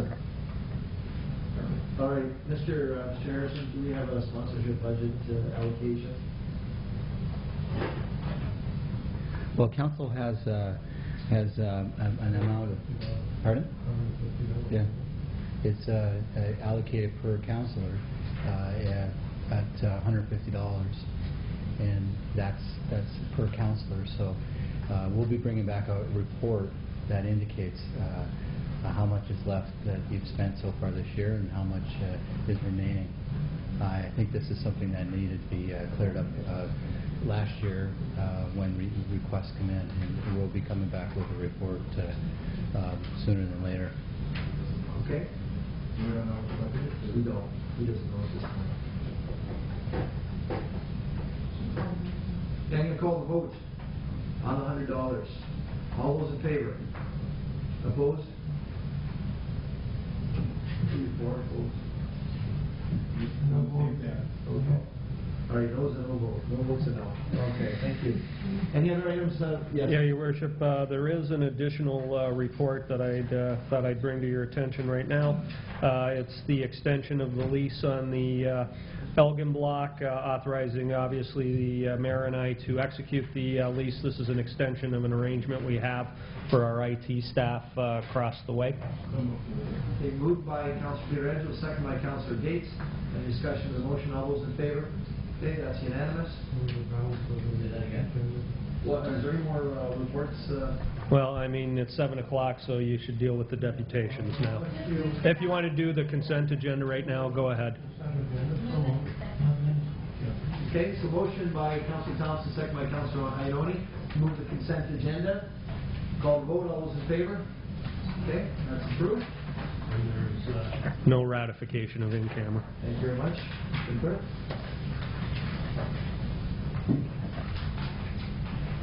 Okay, we're going to move back to the regular program. Oh, look at that, I have my mic off. We're going to go back to the presentation deputation part of our meeting. And now we have Niagara Peninsula Energy. And I see we have a bunch of important people from Niagara Peninsula Energy. Welcome. Welcome Brian Wilkie, CEO and President. We welcome Jenny Palmer, Board Chair, Sue Forcier, and Margaret Batista.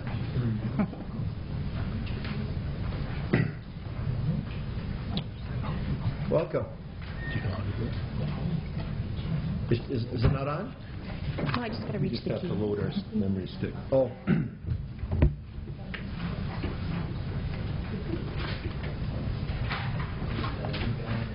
Now we're going to go clear.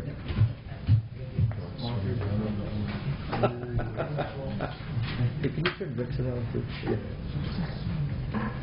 Small shoes. What's that? Are we having some technical problems? I'm not sure. Dean left right when there's technical issues going on.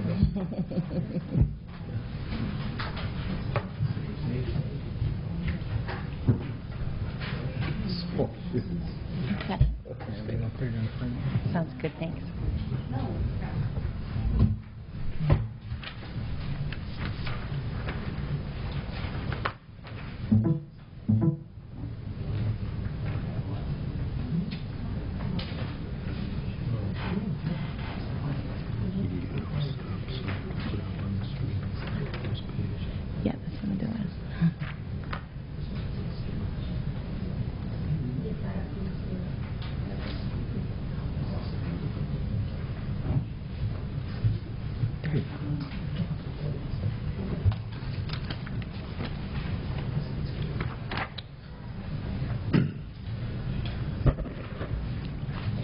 Well, thank you, Mayor Jim Diodati and members of City Council.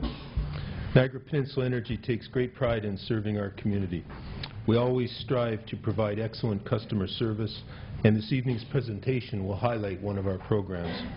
Last year, we initiated a Go Paperless program, which was very successful. Our industry recognized our program and recently awarded us the very prestigious Electricity Distributors Association Customer Service Excellence Award. And I'm just going to pass this around through Council and yourself, Mayor. Okay. That's the plaque that we received.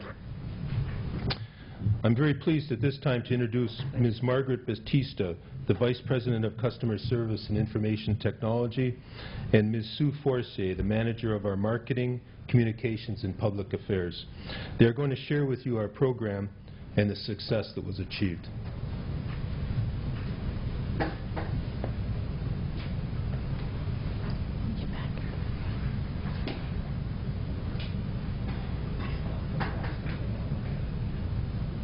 Good evening, and thank you for the opportunity, Mayor and members of Council, for the opportunity of sharing our success with each of you this evening. I'll tell you a little bit about the program and how successful we were with it. For everyone out here, you probably know who we are. You're a local distributor.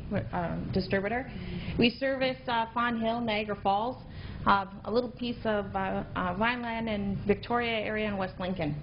And our main goal of the Go Paperless program and what we did was to bring awareness to a greener environment by pushing our product called My Account View, which is a view of your usage information as well as an ability to see and make an easier, clear payment vehicle and to be able to manage your own information. And that was what was the main focus of the program itself. How we did that was social media, primarily Facebook, as well as, I'm going to slow this down.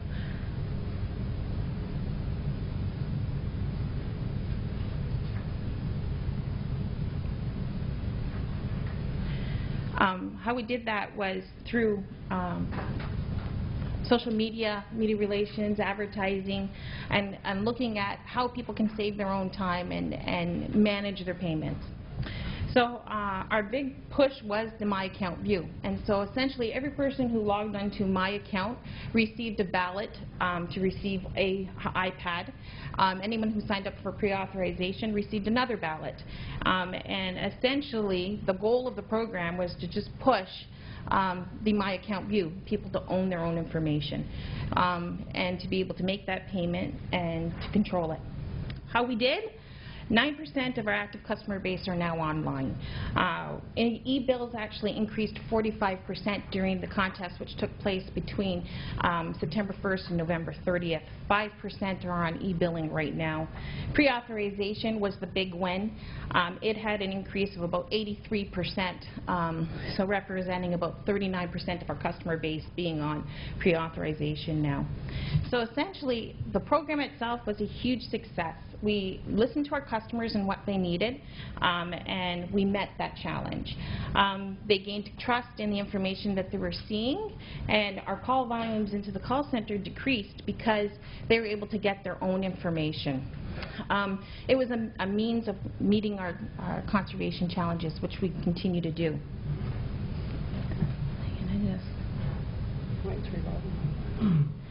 Because I'm just going to bring it back to conservation.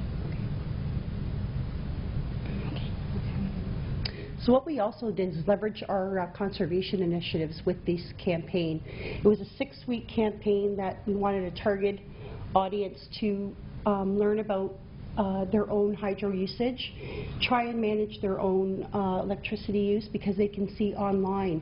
They just have to put in their account number and sign up, and then you can view your consumption within the 24 hours. So we did get a lot of uptake, and we also now are doing new conservation initiatives such as the coupon event, which I handed out some coupons. There's some $5 coupons off LED lighting, and they are located at various retailers, Canadian Tire, Home Depot, Home Hardware, in Niagara Falls and our other service territory, Beamsville, West Lincoln, Lincoln. So we will be in store on the dates that are listed that I handed out on the presentation. And we're there to answer questions and talk about our new conservation programs. We have residential programs, business programs, and I know the city is very aggressive in taking part and partnering with us in all different initiatives for conservation. And the residents. We have various programs for residents. We have fridge pickup. We have the coupon event for this month.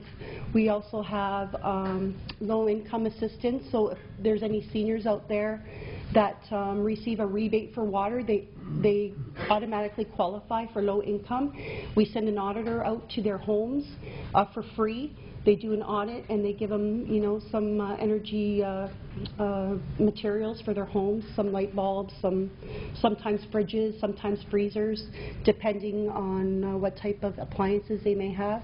We had one appliance that was like 31 years old, a fridge still working, and she was hard pressed to give it up, but once we told her you can have a new fridge, she was okay with it. So, but those are some of the initiatives that are going on, and if you have any questions or people have any questions regarding our programs, they can find us online on Facebook and on Twitter. Thank you. Councillor Morocco. Your Worship, I'd just like to congratulate them on receiving their award, Electricity Distributors Association Award of Excellence in Customer Service. It's nice to hear that, and that's what it's all about, customer service. So I think they've done a great job, and I just want to say thank you very much for the great job that you have done so far, and continue the good work. Thank you. Excellent. So did you want to come up and we'll do a photo then? Yes, with your for award? sure. Congratulations. I'll help Jim get a picture. Yeah.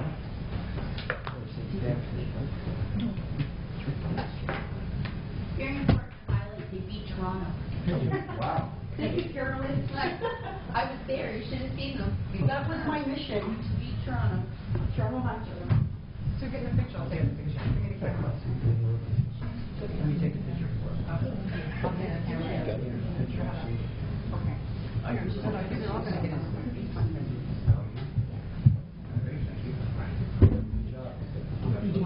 The girls can. That's right. He's not shy.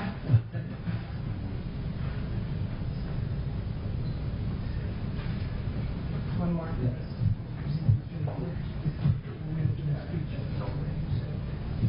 One more for good luck, just in case. All right, here it is. A hand.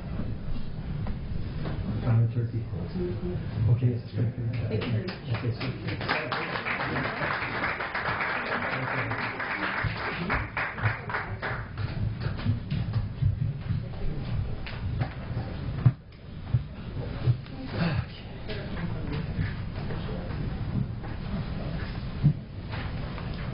Should be. Yeah.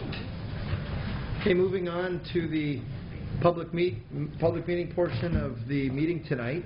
We're now looking at a plan of condominium, and I would ask Mr. Hurlovich if he would please introduce the proposal.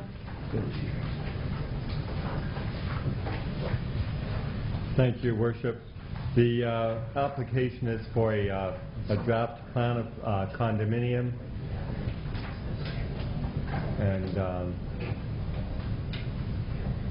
all right, anyway, here, thank you. Draft plan of condominium. It's at the corner of Angie Drive and Kelsey Court.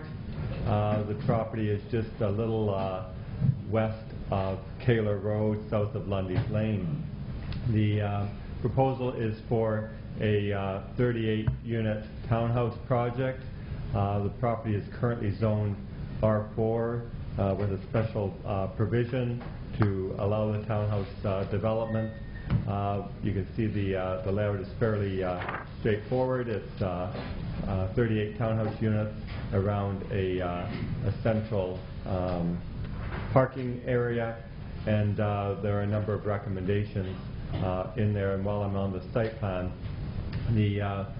one of the recommendations is to relocate the garbage collection area to that center parking island, so that you can see there are cars that would park in the middle of that property. We're suggesting that one of those green islands be increased in size so that the garbage could actually be there. The original proposal was that the garbage would be posed in these corner lots quite next to the residential units. We feel it would be better located away from the residential units and in a more central location for access for all of the residents. The property itself is 1.9 acres, almost 2 acres. There are 38 townhouse units, as I mentioned, 72 parking spaces, so there's well in excess of parking, so removing a few of those parking spaces for the garbage pickup would not be an issue. We do require this public meeting under the Planning Act. In reviewing the application under the provincial policy statement, the proposal would comply with the growth plan initiatives. The site's currently zoned, I mentioned that, R4 with a special provision 919, which would allow 31 units. They're seeking through Committee of Adjustment an additional 7 units. So that's not something Council's dealing with, but it does mean that it's increasing the density, which again complies with the density requirements of the growth plan.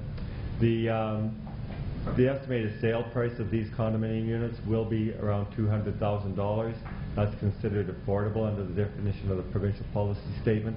That's not assisted housing. These are market units. So they will be owned, they will be owner occupied, but anything under $209,000 within the region is considered an affordable housing unit. Not to everybody, but certainly for new housing it is considered within the reach of many households. The lands are designated residential in the official plan. The maximum building heights are the same as those on abutting lands to the west and south. The density of the property or project is 48 units a hectare, which is consistent with our official plan. It is located on a collector road. Angie Drive is a collector road, and the condominium will contribute to our 3-year land supply of housing units. The waste storage units I already mentioned would be better served to be located in the middle of that parking lot. We're also recommending that there be a landscape plan submitted as part of the condominium approval. So when they're submitting their final layouts, their engineering drawings, they would submit that landscape plan. Our policy is that we require a 1.8 meter high fence. That's a 5-foot high fence around along the west and south property lines, which would abut the single-family houses. We're also recommending a decorative fence along Angie Drive, which is it's the backyard of. Just back up here. So the townhouses along the top of the screen, with those backyards of the townhouses actually back onto Angie Drive. We've recommended a decorative fence along there, 1.5 meters high. I know the developer would prefer to just landscape that area along Angie Drive, and I'm sure he'll speak to that. I mentioned already that the property is zoned for townhouse units. They are seeking minor variance from the current provisions for number of units going from 31 to 38, looking at the lot area requirement then per unit, the front yard depth along Kelsey, rear yard depth, and the parking aisle distance as well. Those will be considered by Committee of Adjustment later this month. We have found that the density of the project is consistent with the official plan, 48 units per hectare. The selling price qualifies it as an affordable market project within the region, and it does add to our supply of service land. Therefore, staff is recommending that the Council consider any input at tonight's meeting and approve the draft plan of condominium. Thank you, Mr. Ilovich.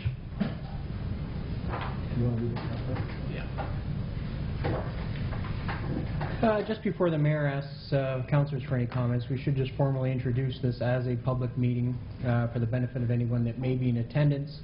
This public meeting is being conveyed to consider the proposed plan of vacant land condominium, and the address is at 6117 Kelsey Crescent as stated. Notice was given by first-class mail in accordance with the Planning Act on Friday, March 22nd, 2013, and by posting a sign on the property in question. If there's anyone who would like notice of council decision, please, they shall leave their names on the sign-in sheets just outside council chambers. Okay, any questions of Mr. Ilovich? Councillor Thompson? And Councillor Morocco? Yes, just, it's zone R4 already.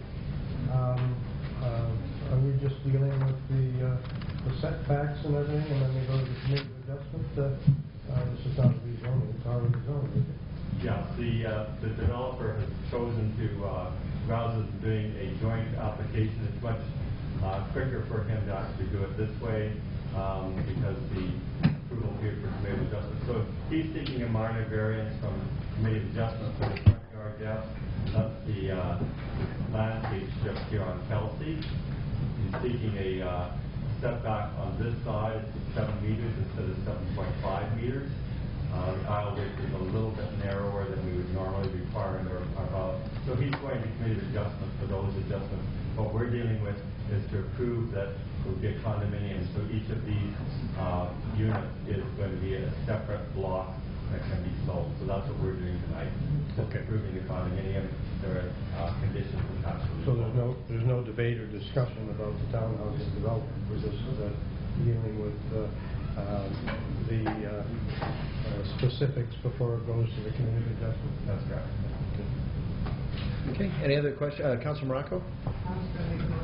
Okay, well, just before we do, members of the public are advised that failure to make an oral or written submission at this public meeting could result in the Ontario Municipal Board dismissing any referral that it receives if the party has not made an oral or written submission at this public meeting.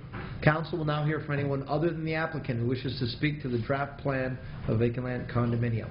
Is there anyone here to speak to this other than the applicant? Okay, seeing none, Council will now hear from the applicant. Mr. Colinari? If he doesn't speak, I'll make the motion. So if he doesn't speak, you're willing to move it, I understand.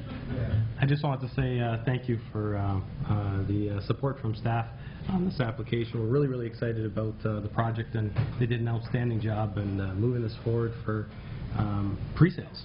We have pre-sales on this project, which we haven't seen in years in Niagara. It's very exciting for us, and it shows a real stability and strength in Niagara Falls. So these are smart towns. That's right. Yeah. So there's a couple details that I guess we'll deal with staff on. Yes, Mr. Ilovich. Well, I think one of our recommendations is that there be a fence along Angie, and I think it'd be wise to have council turn its attention to that now.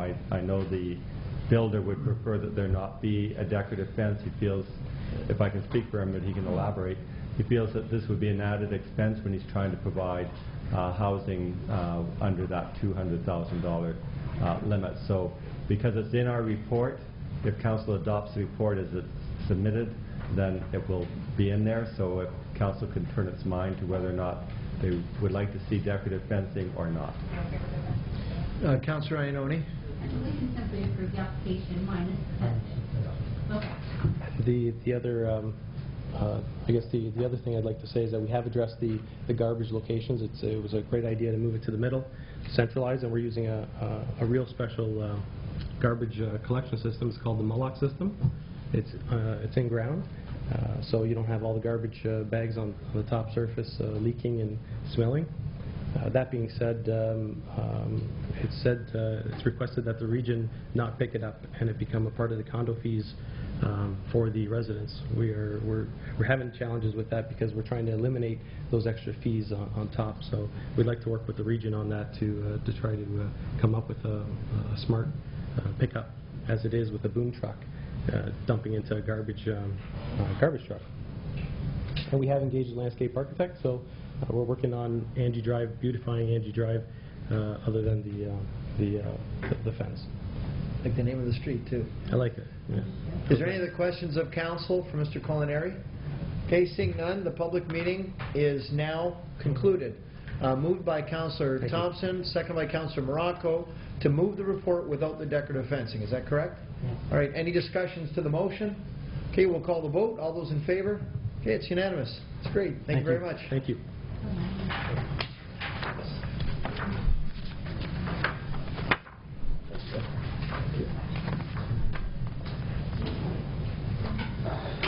All right, Mr. Clerk, would you please introduce the next item on the agenda?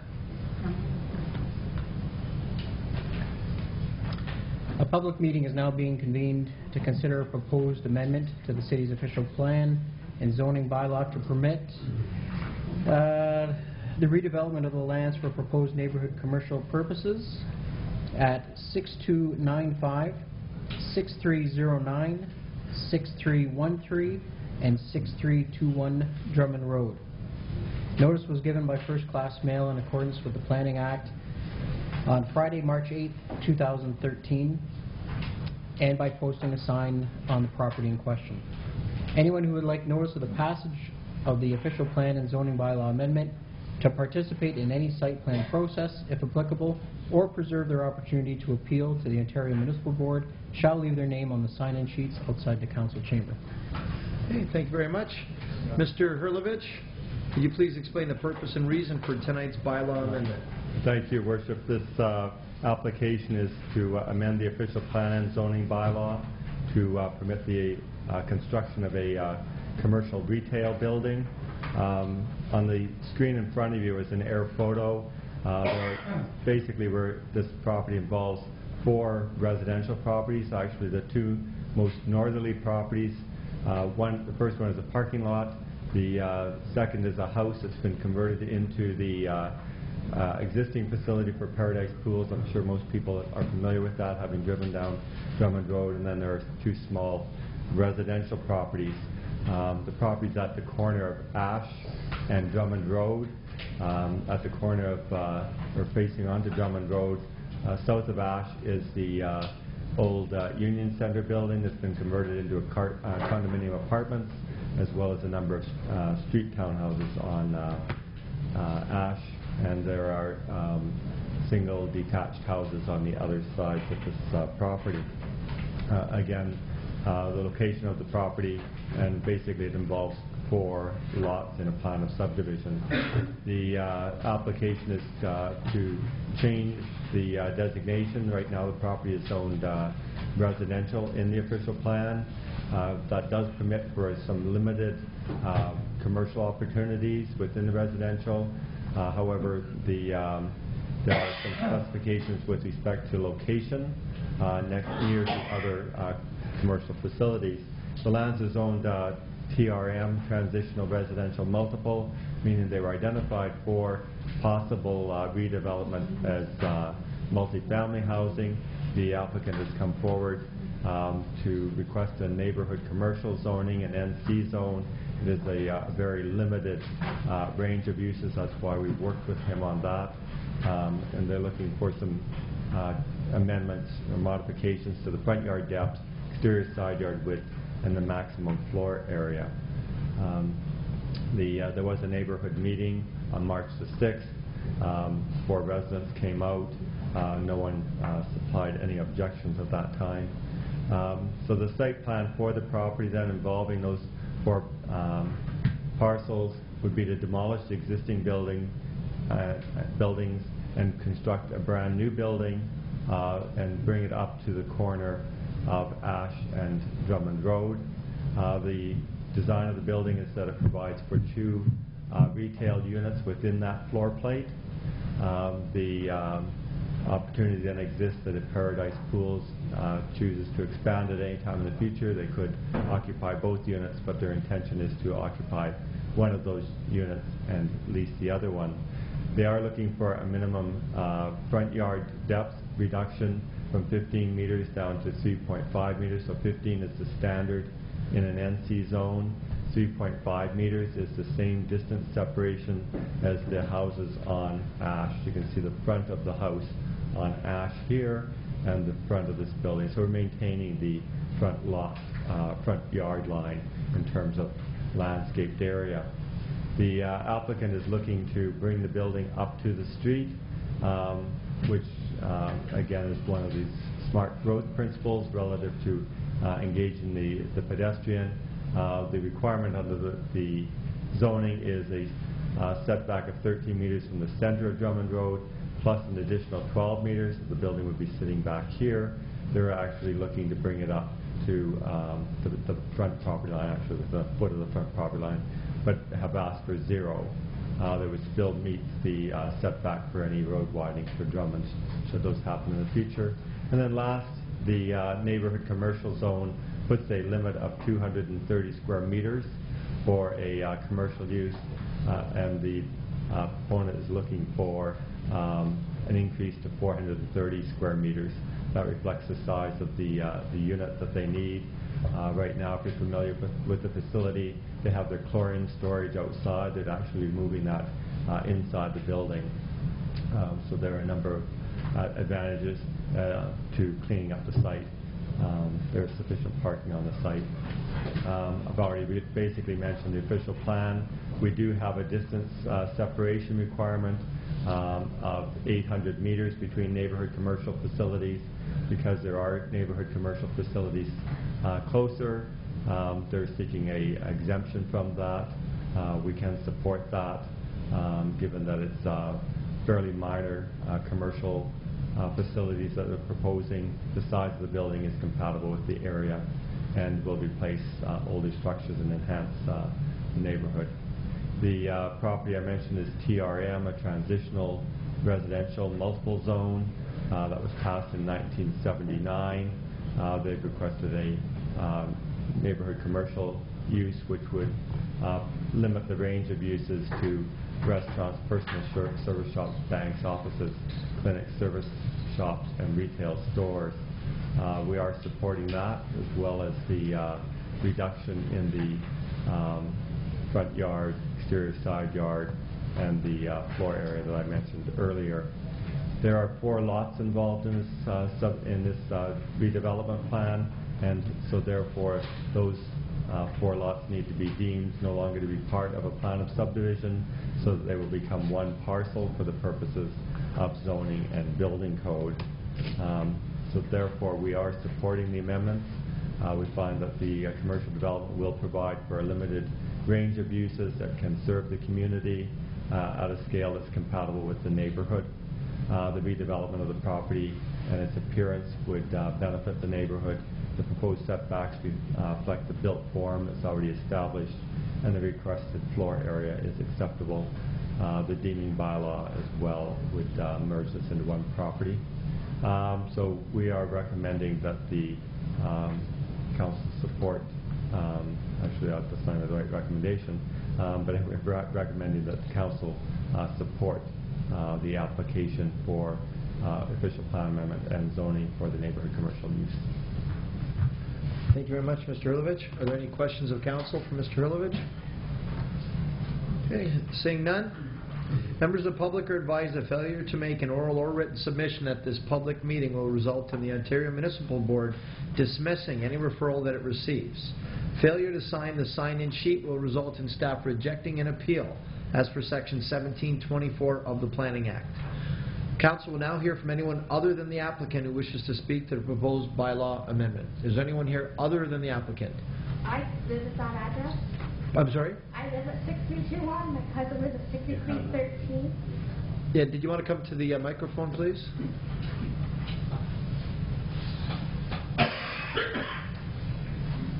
Hi, I don't know about anything. And what's your name? If you state your name, please. I'm Vanessa Jonkis. Okay. I live at 6321 Drummond. Okay. And we weren't aware of them tearing down our homes. Like, I've been there 3 years. I'm on low income. And now I have to find a new place because they weren't honest with me. Okay. So are you renting? Yes, I am. Okay. Well, this is not, we're here to deal with planning matters, and that's something else. That's a different matter. Okay, also, my friends live on the street, and neighbors, too, are saying that it's going to increase traffic. There's children there that are deaf, partially deaf, everything. Okay. Well, those are kind of matters that we can address. So. Yeah, my daughter's partially deaf. Okay. Yeah. Okay, so we can address those types of matters. Okay. The other types are landlord-tenant acts, so that's not really a Yeah. matter to deal with municipal council. Okay, thank you. Thank you. Thank you for that. Is there anyone else other than the applicant who wishes to address this issue? Okay, council will now hear from the applicant or his or her representative. You can state your name, please. Yes, good evening. Chris Cristelli, your worship, and members of council and staff members. I appreciate Mrs. Junkas's comments. However, there are a tenant-landlord act that would probably deal with these things that have regulations and issues that they can deal with through them. The existing building that's there now, being used for Paradise Pools, I don't see an impact on traffic because it's an expansion of the existing use. And what we're trying to do is enhance the corner, enhance Drummond Road by, we're going to be doing some landscaping on both Ash and Drummond Road to improve the appearance of the property. And other than that, the presentation from the planning director was, as he outlined everything. I have no further comments to that other than to answer any questions that council members may have. Do we have any questions of council? Okay. Okay, we did have one comment or one question about traffic, and have we looked at the traffic concerns in this area, Mr. Cristelli? Well, as I indicated earlier, it's my opinion that the business has been operating out of there for, what, 20 years? 22 years? And the traffic basically is people going in and getting their chlorine or pool parts, or making arrangements on getting pool covers and stuff, and then leaving. So it's an in and out business type of business. Granted, we are increasing the square footage, but what that's going to do is enhance the stock that they're going to be able to provide for potential buyers coming in to get parts or whatever. So it's just my opinion that the traffic pattern, I don't think there would be an increase. A major increase anyway, like double or whatever. There may be, hopefully there will be an increase because that means business is good. Okay. So, are there any other questions of council? Okay, seeing none, the public meeting with respect to proposed official plan and zoning bylaw amendment is now concluded. Councillor, okay, moved by Councillor Thompson, seconded by Councillor Peter Angelo. We'll call the vote. All those in favor? Okay, that's unanimous. Thank you very much. thank you. Thank you.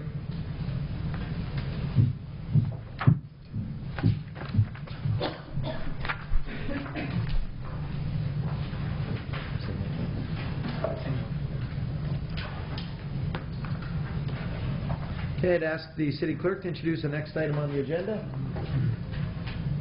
Public meeting is now being convened to consider a proposed amendment to the city's official plan and zoning bylaw to permit, or in this case to add, policies and regulations for second dwelling units. Notice was given by first-class mail in accordance with the Planning Act on Friday, March 8, 2013. A notice was also published in the Niagara Falls Review on Saturday, March 9, 2013. Anyone who wants notice of passage of the official plan and zoning bylaw amendment to participate in any site plan process, if applicable, or preserve their opportunity to appeal to the Ontario Municipal Board shall leave their name on the sign-in sheets outside council chamber. Okay, thank you very much, Mr. Mattson. Mr. Hurlovich, would you please explain the purpose and reason for the proposed bylaw amendment? Yes, this report is being brought forward excuse me, to council for receipt of public input and for future direction. Basically, the province has mandated that we become more inclusive in our planning documents and provide for second dwelling units. And on the screen in front of you shows a possible floor plan of a house with a second unit within it, showing that the idea that two units can coexist together in one particular property. The province in 2011 passed the Strong Communities through Affordable Housing Act, which is intended to facilitate easier access to housing services and to affordable housing. Municipalities are required to amend their official plan and zoning bylaws to add policies and regulations to allow second dwelling units in one-family, semi-detached, and townhouse dwellings, as well as accessory buildings within those preceding dwelling types. The second dwelling units currently exist throughout the municipality. Most common is in our R2 areas of the city, where single-family houses have been converted into two dwelling units. We also have experienced this informally, where in-law suites have been created as rental units within dwellings, but then become regular rental properties once the parent is no longer living there. Some of the units have been created when relatives buy a house together and then perhaps create separate living accommodation in the lower levels in order for them to be able to afford the mortgage. And most of the time these units go unnoticed because there's no complaints. So they have existed. Staff had brought some of these same recommendations forward to Council a year ago when we were adopting our growth plan compliance exercise. At that time, Council referred the policies back to go back out and do some further public consultation. So we met with the Niagara Realtors on September the 7th. Actually, Home Builders on September the 7th, the Niagara Association of Realtors on the 27th of September last year. The Home Builders Association felt that we should be clearly identifying what the parking requirements would be for such units. They again advised against regulating the floor area of an accessory unit within a dwelling. The Association of Realtors were also supportive of the policies and regulations. We held two open houses with the public, one at McBain, one at City Hall. No one attended the first meeting, and we had 4 residents attend the second meeting. We posted a survey on our city's website. We had 24 responses to that. 17 were supportive of second dwelling units. I mentioned that the province has mandated that we introduce these policies.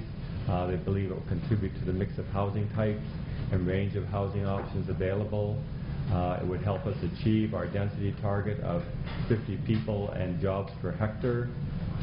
It would be supportive of transit within the community for most efficient development, and directing second dwelling units into the urban area basically takes better advantage of our existing services. The official plan policies would support these types currently the official plan policy supports all types of dwelling units within the city. The predominant use of residential where a second dwelling unit is erected would be one-family, semi-detached, and townhouse dwellings. All residential developments to be compatible with the surrounding housing mix, and we encourage intensification in order to provide a choice of housing types and opportunities. Within the zoning bylaw, the Strong Communities Act actually uses the word row house. We've interpreted that to be on-street townhouse because basically on-street townhouses have direct access to streets and can provide additional parking on the driveway in front of the unit, whereas group townhousing, where there's a centralized parking area, typically there's enough parking for the units themselves, but not necessarily any additional parking, and to provide those parking space for tenants within a townhouse could be using up some of the parking for the main unit. The region recommends that the second dwelling units be defined in order to be distinctive from other terms used in the bylaw, like converted dwelling, or to distinguish it from a duplex type of dwelling. In order to qualify for a second dwelling unit, the property would have to comply with all the zoning regulations applicable to that zone. So if you're in an R1A zone, you'd meet those zone requirements. If you're in an R1F zone, you'd meet the zone requirements of that zone. Where a second dwelling unit doesn't meet those requirements, perhaps the lot's too small, the house might be closer to the side lot line than permitted, they would have to seek a minor variance. The region suggests that there should be a limit to the floor area, so unlike the Real Estate Association that said there shouldn't be, or I think it was the home builders that said there shouldn't be, the region is suggesting that we should introduce a limit to the floor area, basically making sure that they are small and secondary to the main unit. The zoning bylaw does regulate the minimum yard dimensions and the maximum lot coverage. The legislation also allows that second dwelling units can be allowed in accessory buildings. For example, a garage, so a detached garage in your rear yard could be converted into a second dwelling unit, or perhaps the second floor of a detached garage could provide for a second unit. Where you have a unit in a garage, then you can't have one in the main house. If you have one in the main house, then you can't have one in the garage. You can only have one accessory unit per lot. We're suggesting that if it is in a detached garage behind the house, then they should have the same setbacks as we require for housing in that zone, which would be a 1.2 meter setback from the side lot line, which is 4 feet. Right now a detached garage can be as close as 0.45 meters from a side yard, which would be 18 inches. The maximum height for an accessory building was suggested to be 8 meters, whereas in residential R1 and R2 zones is 10 meters. We're recommending that there be a parking space for each of those second dwelling units. In terms of financial implications, these dwelling units would be required to take out building permits. They have to meet fire code, and in so doing, then they would be subject to review by MPAC, who would then assess those properties for tax purposes. So there would be some additional revenue generated for the city. As I said, the province has mandated that we do this. We believe the amendments can be supported because the province requires that we do it. Second dwelling units will assist in transit supportive densities, provision of housing units that will cater to all households, compatible range of housing within the neighborhood. The policies and regulations encourage residential intensification and would facilitate affordable housing opportunities. However, prior to bringing the bylaw and policies forward to Council, we're asking that Council receive any input, presumably tonight, but I don't know that we're going to get much from this crowd, given we have only one person, and then report back to Council at a later date. Those are the highlights. Thank you, Mr. Hulovich. Are there any questions or comments from Council? Yes, Councilor Carrio. Thank you. Thanks, Mr. Mayor. How exactly are we going to advertise this? Because this, I think, is a thorny issue, and I want to make sure that there's no one that comes to us later and says that they didn't have an opportunity to come forward. So I'm just curious to see how this particular one will be advertised. Great comment, Councillor, because as we're all aware, what this proposal is saying that you'll be allowed second dwelling units pretty much anywhere, and it's mandated by the province, so it's not that it's an option. So it's definitely going to be prickly, especially in the past we've dealt with second units within houses, and you recall how we dealt with it. Well, it's obvious things are changing. So first we've got a question from Mr. Hulovich, and then I've got Councillor Pietrangelo and Councillor Thompson. Yeah. How is it advertised? We advertise in the newspaper. We put it on our website. If Council passes this, we'll advertise in the newspaper again. Hopefully people who are watching Council tonight will hear this and let you know their opinion. Let us staff know their opinion. They can reach us by phone, they can reach us by our website, just by logging on to niagarafalls.ca. They can access planning, and right from there they can send us an email. Okay, thank you very much. Next up, we've got Councillor Pietrangelo, then Councillor Thompson. Thanks, Your Worship. As Council may remember, this did come to us once before for approval. At that time, myself and a couple other councillors stood up and thought that it would be a shame to have no public input.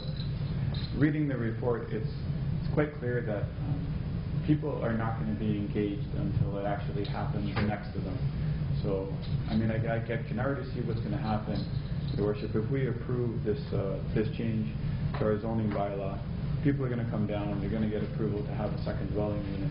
And then the neighbors are going to come to us and say, I had no idea that people could do this. And there is where I think the problem is going to start. I appreciate the fact that the staff did have public meetings on this. I also appreciate the fact that the province has basically mandated that municipalities have second dwelling units. I guess my question, Your Worship, would be through you to Mr. Hurlovich. Do we, at what point does the province mandate that we have to change our policies if we choose not to change them now? Yes, Mr. Hurlovich? Well, they've mandated it now, so I suppose their recourse would be to come down here and either force something or take away some planning approvals. I've never heard of that happening, so I don't know what they would do. Our city solicitors might have some additional comments, but they're requiring that we do it now. I don't know what the recourse is. Mr. Beeman, I remember you had some comments before you might want to share.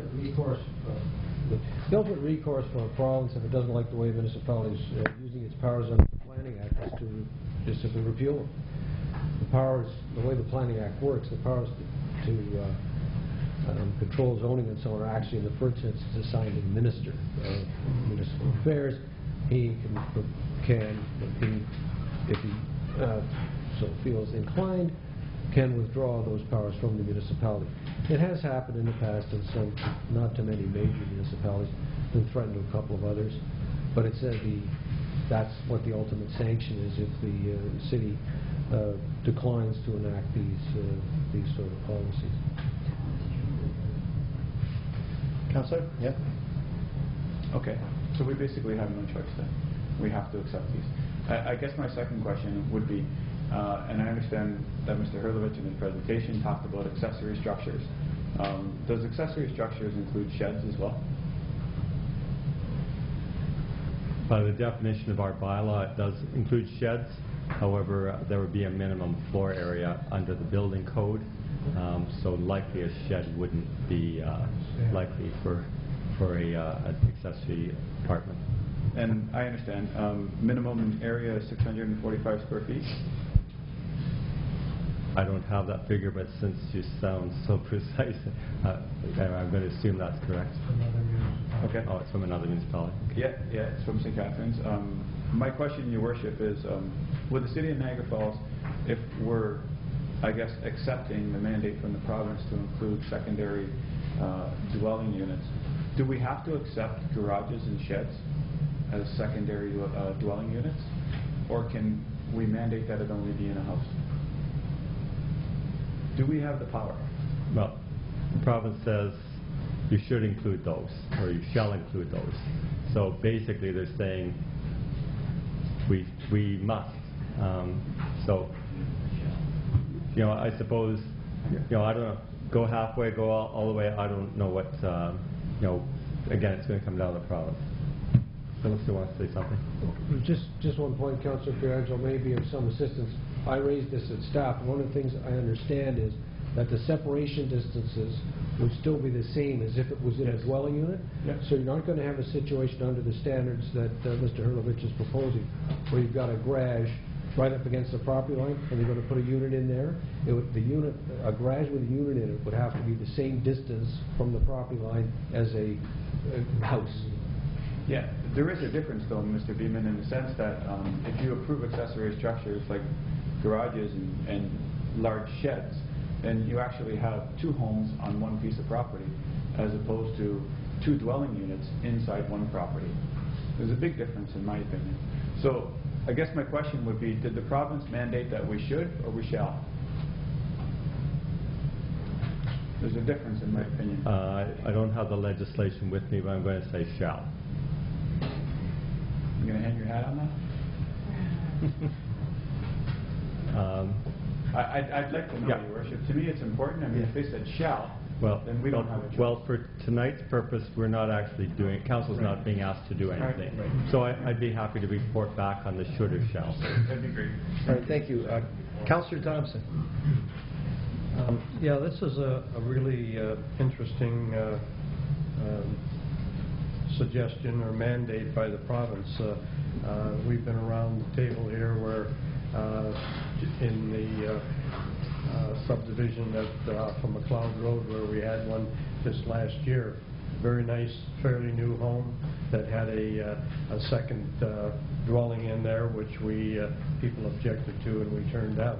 So here we have the province suggesting that this is appropriate legislation, and I think probably this would take place in a lot of the older areas of the city, and in fact would probably legitimize a lot of the older sections of the city that have converted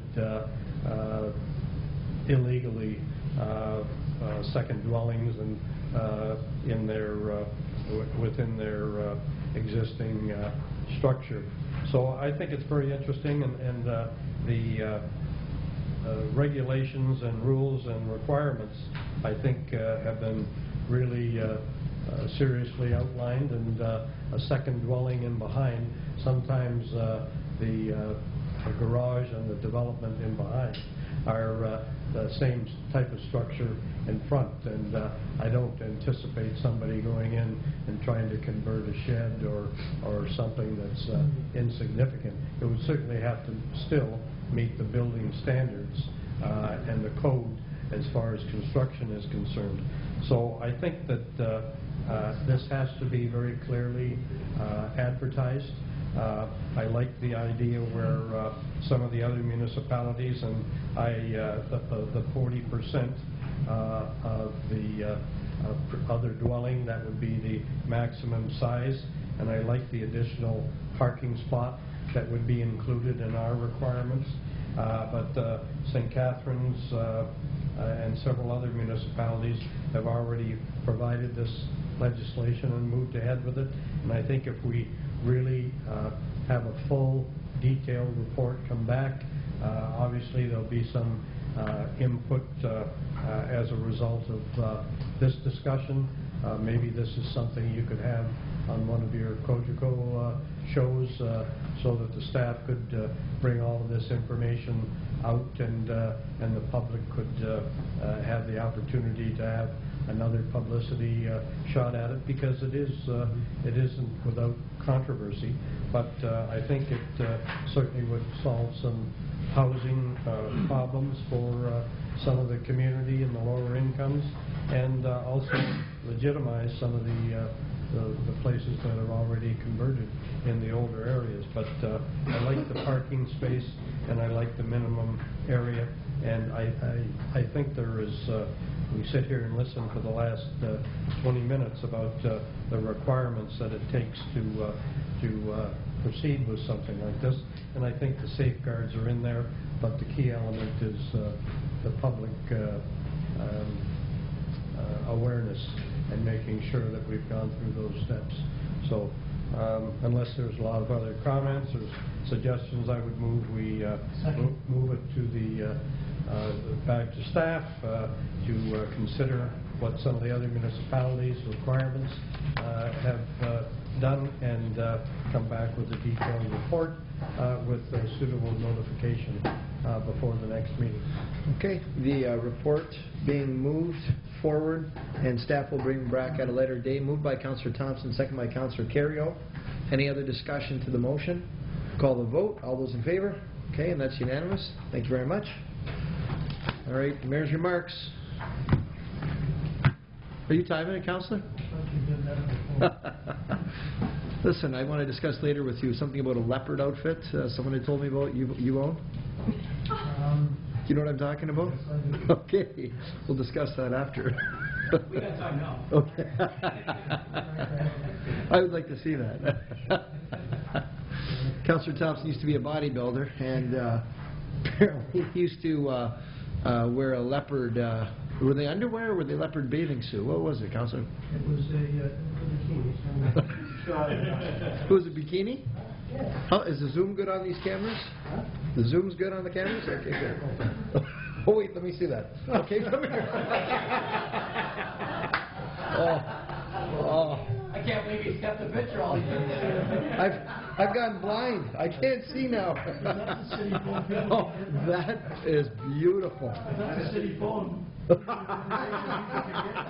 FOI, the phone, yeah. Really quickly. Oh, that's beautiful. All right. That hasn't changed. Yeah, okay. What, the leopard suit? No, the body that fits in. The body that fits in it. That's beautiful. That was good. All right. On that note, on a more serious note, first off, we acknowledge some obituaries. Two major passings, one being Peter Cormos, former regional city councillor and member of provincial parliament, who sat behind me at regional council. And I have to say one thing, the guy had a grasp of procedural bylaw unlike anyone else, including the clerk. And I remember one instance when the chair was making a comment, and then Councillor Cormos got up and he started to speak, as he always did, because he was very witty and very quick on his feet. And the chair called him out of order. He said, "You are out of order, Councillor Cormos." And he said, "That's right, I'm out of order." And he kept talking, and no one knew what to do, because no one had quite dealt with procedural bylaw in quite that way. But learned a lot from him, and we'll definitely miss him. As well, Margaret Thatcher, who passed on, the Iron Lady, who left quite a legacy in the UK. Moving on, other announcements. Congratulations to Councillor Wing on her appointment as chair of the Niagara District Airport Commission. And as well, a local hockey player, Jared Marino. We're very, very proud of him. Parents Lori and Mel Marino, as he was drafted to the OHL just this past week. He'll be playing for the Peterborough Petes. So we're very happy and very proud of him. And he's, as far as I know, the only Niagara Falls boy this year to get drafted into the OHL. So good going, Jared. Up and coming, or what's just happened rather, at the Scotiabank Convention Center this past Saturday, they had the first annual citywide spring cleanup, and it was great. They had Project Share, they had Goodwill, they had all the different charitable groups there. So when you wanted, you had couches and you had tables and lamps and clothing. You could just stop in your vehicle, they unloaded it, and you kept on driving. They gave you a discount into the convention center. It was very well received. Hope Furniture Bank was there, so it was great. People were just dropping off, and off they went. They didn't have to even get out of their car. They had people unloading. So it was a very popular event. We had the Mayor's Lasagna Dinner for Development and Peace at the Our Lady of the Scapular Church Hall. I want to thank Councillor Peter Angelo for being there and supporting. It was a sold-out event. They sold out Saturday afternoon, which was really great, and was a big success. And for anyone that doesn't know, Development and Peace, that's when they take the money and they build wells in third world countries and help educate them and build schools. And it was a great cause. And as I say, thanks to all the Development and Peace people and to the people at Our Lady of the Scapular Church and everyone that came out and supported. It was a fun time. And as well, of course, Saturday night afterwards, the concert, Niagara Concerts event took place at the old NFCBI, and that was another sold-out event. And for anyone looking, Mother's Day is coming up, and Father's Day is coming up, and when you've got that person, you don't know what to buy for them. They already own a leopard bikini. They don't need another one. It's the best investment, I'm telling you. For 5 great shows a year, you get, for $100, taxes in. And you don't have to worry about it not fitting. It's something that's absolutely popular, and I'd highly recommend Niagara Concert Series. They just came out with the new lineup, and 5 outstanding shows, $100. Can't beat it. Best value in town. What's new? Electronics recycling is taking place at St. Mike's High School, April 19th through to the 26th. So if you've got some electronics, you want to get them recycled, this is the best way to do it. City of Niagara Falls street sweeping is going to start tomorrow. So we ask people to please not park on the road as the sweepers will be coming by, and to avoid them having to go around your vehicles. If you want the details of when they're going to visit your street, just call the service center. Also, garbage and recycling, we recommend that you keep them away from the street for the same reason. Stair climb for children's cancer takes place at the Skyline Tower this Saturday, the 13th, and you can still register at cancer.ca.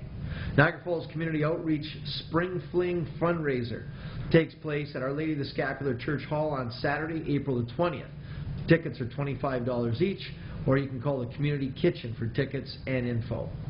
The Niagara Food and Wine Expo takes place at the Scotiabank Centre April the 26th through to the 28th. Go to niagarafoodandwineexpo.ca for tickets and info. And lastly, City Rain Barrel Sale will be taking place Saturday, April the 27th at the Service Center, 3200 Stanley Avenue, from 8 a.m. until 2:30 in the afternoon. It's a great way to conserve water. The cost is only $30 per barrel. That includes taxes. Typically you pay approximately $100 for one of these barrels that's on the screen. You're allowed up to 2 barrels per household. You can call City Hall to reserve a rain barrel, or you can visit the website for more information. And that concludes today's Mayor's announcements. All right. Moving on to the bylaws. Looking for a motion? Moved by Councillor Pietrangelo, seconded by Councillor Thompson for a first reading. What's that? Because you're a little slow on the draw there, you know. Put your suit on, you'll be first. For a first reading of the bylaw. We'll call the vote. All those in favor? Okay, it's unanimous. Thank you. Just pointing out that what you are approving is there was one addition, as noted in your additions. With the Elgin Block lease, there is a bylaw to authorize that execution, so the numbering of bylaws would be 2013-57 through to 2013-63, so we can have those read a first time. Second. Okay, motion by Councillor Pietrangelo, second by Councillor Carrio, that the bylaws be given a second and third reading. Call the vote. All those in favor? Bylaws 2013-57 through to 2013-63, read a second, third time, passed. Thank you very much, Mr. Madsen. New business. Yes, Councillor Morocco. Just a couple of things, Your Worship. I'd also like to bring to everyone's attention that the Rotary Club of Niagara Falls, Rotary Club of Niagara Falls Sunrise, will have their first annual elimination draw happening on Tuesday, April 16th at the American Resort. It starts from 6 o'clock and goes on. The grand prize is $2,000 for the first ticket. Second ticket $500, and second runner-up is $250. So it'll be a great time if anyone's interested. There's still available, and I believe it's $65. And second, I just wanted to say, I just want to add one more thing. I think for your announcement, we were very pleased, and I wanted to thank you for coming to our announcement on Queen Street for the Niagara Falls Community Health Center on Wednesday, April 3rd. We were thrilled. As the chair of the Niagara Falls Community Health Center, we were very thrilled, and years of hard work and a great board and executive director that worked hard to get the money. And we thank the Premier Wynne for allowing the budget to include us in expanding. So for those who didn't catch the news, our permanent site will be what we call and refer to as the old Canadian Tire building on Victoria and Valleyway. So we hope to see a nice new refurbished or renovated building at that corner that comes into Queen Street in the downtown, and that should open in spring of 2015. So again, I want to thank the Mayor and Council also for supporting and sending out a letter to the Premier's office and to the Minister of Health and Long-Term Care, Deb Matthews. So I greatly appreciate that. Thank you. And thank you for Councillor Gates for being there as well for that unveiling. Any other new business?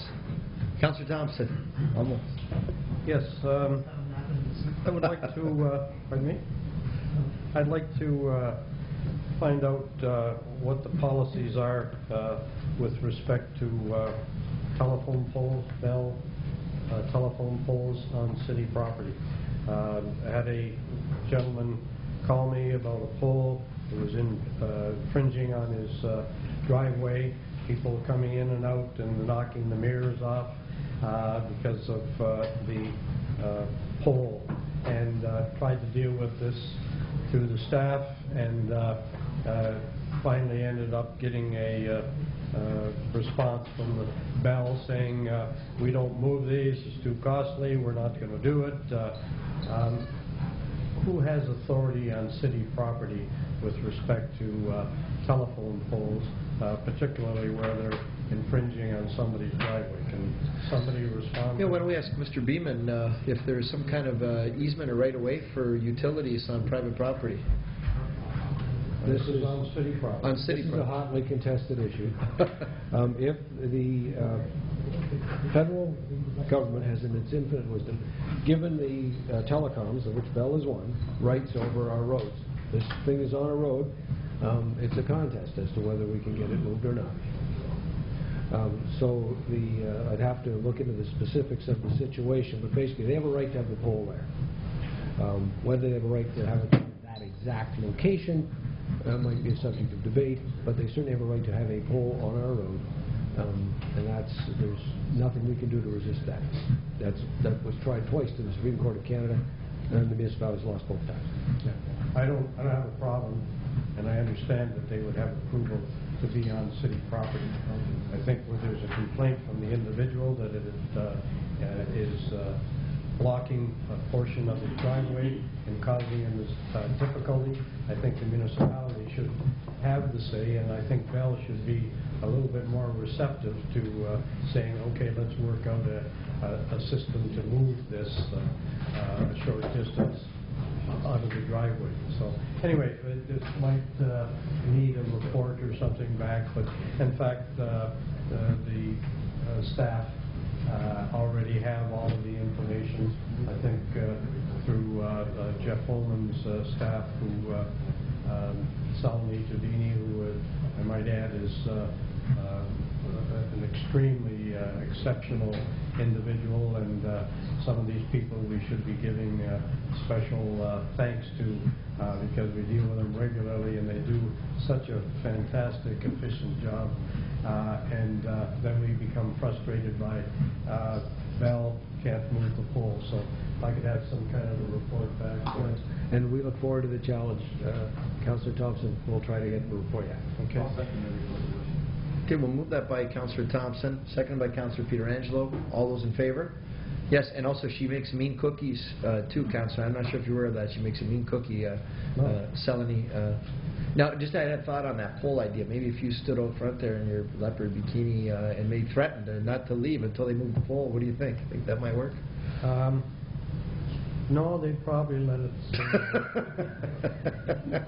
Anyway, one other thing has been going on, and I understand that you've been approached by this, by a group also, the one that I was dealing with before, regarding the assessment. And I kept thinking there was a report coming back regarding residential properties in tourist commercial zoned areas. When they remove it, it becomes zoned tourist commercial. I was fighting, in fact I had him here on a couple of occasions, Frank Greco, who had a small piece of property off Walnut or one of those near Victoria Avenue, zoned tourist commercial, removed the house because it became dilapidated and requested by the city to remove it. Property was lined with big stone blocks to prevent it from any kind of use. It was never used for anything, and in spite of that, the property, a small piece of property, was zoned tourist commercial and assessed by impact for $297,000. Mr. Greco is not here, and he gave up, put a sign on it because he couldn't afford the taxes on that property because of the assessment. $297,000.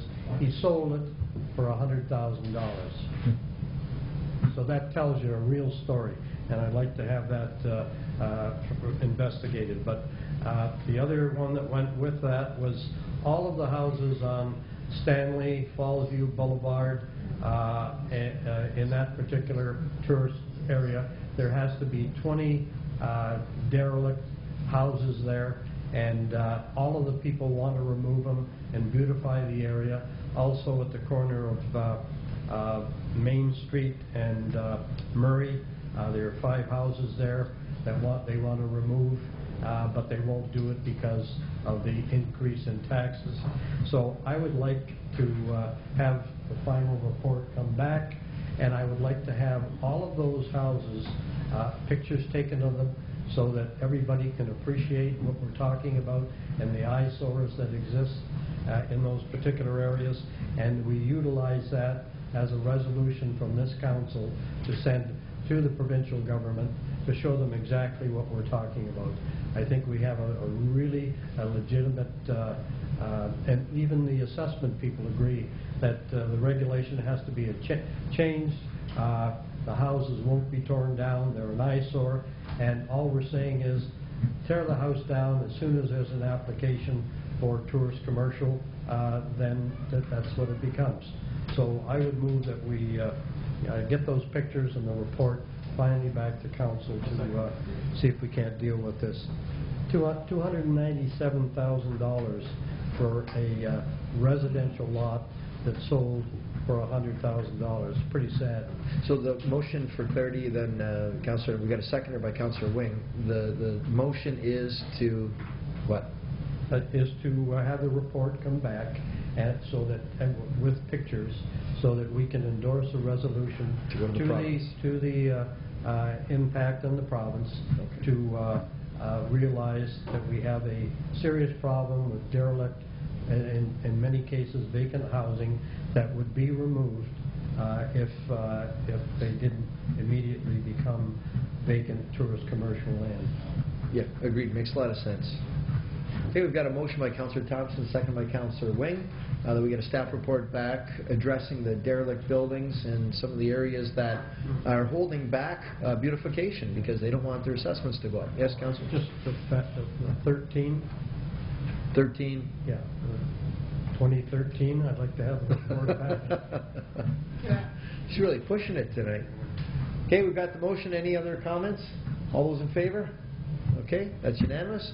Any other new business?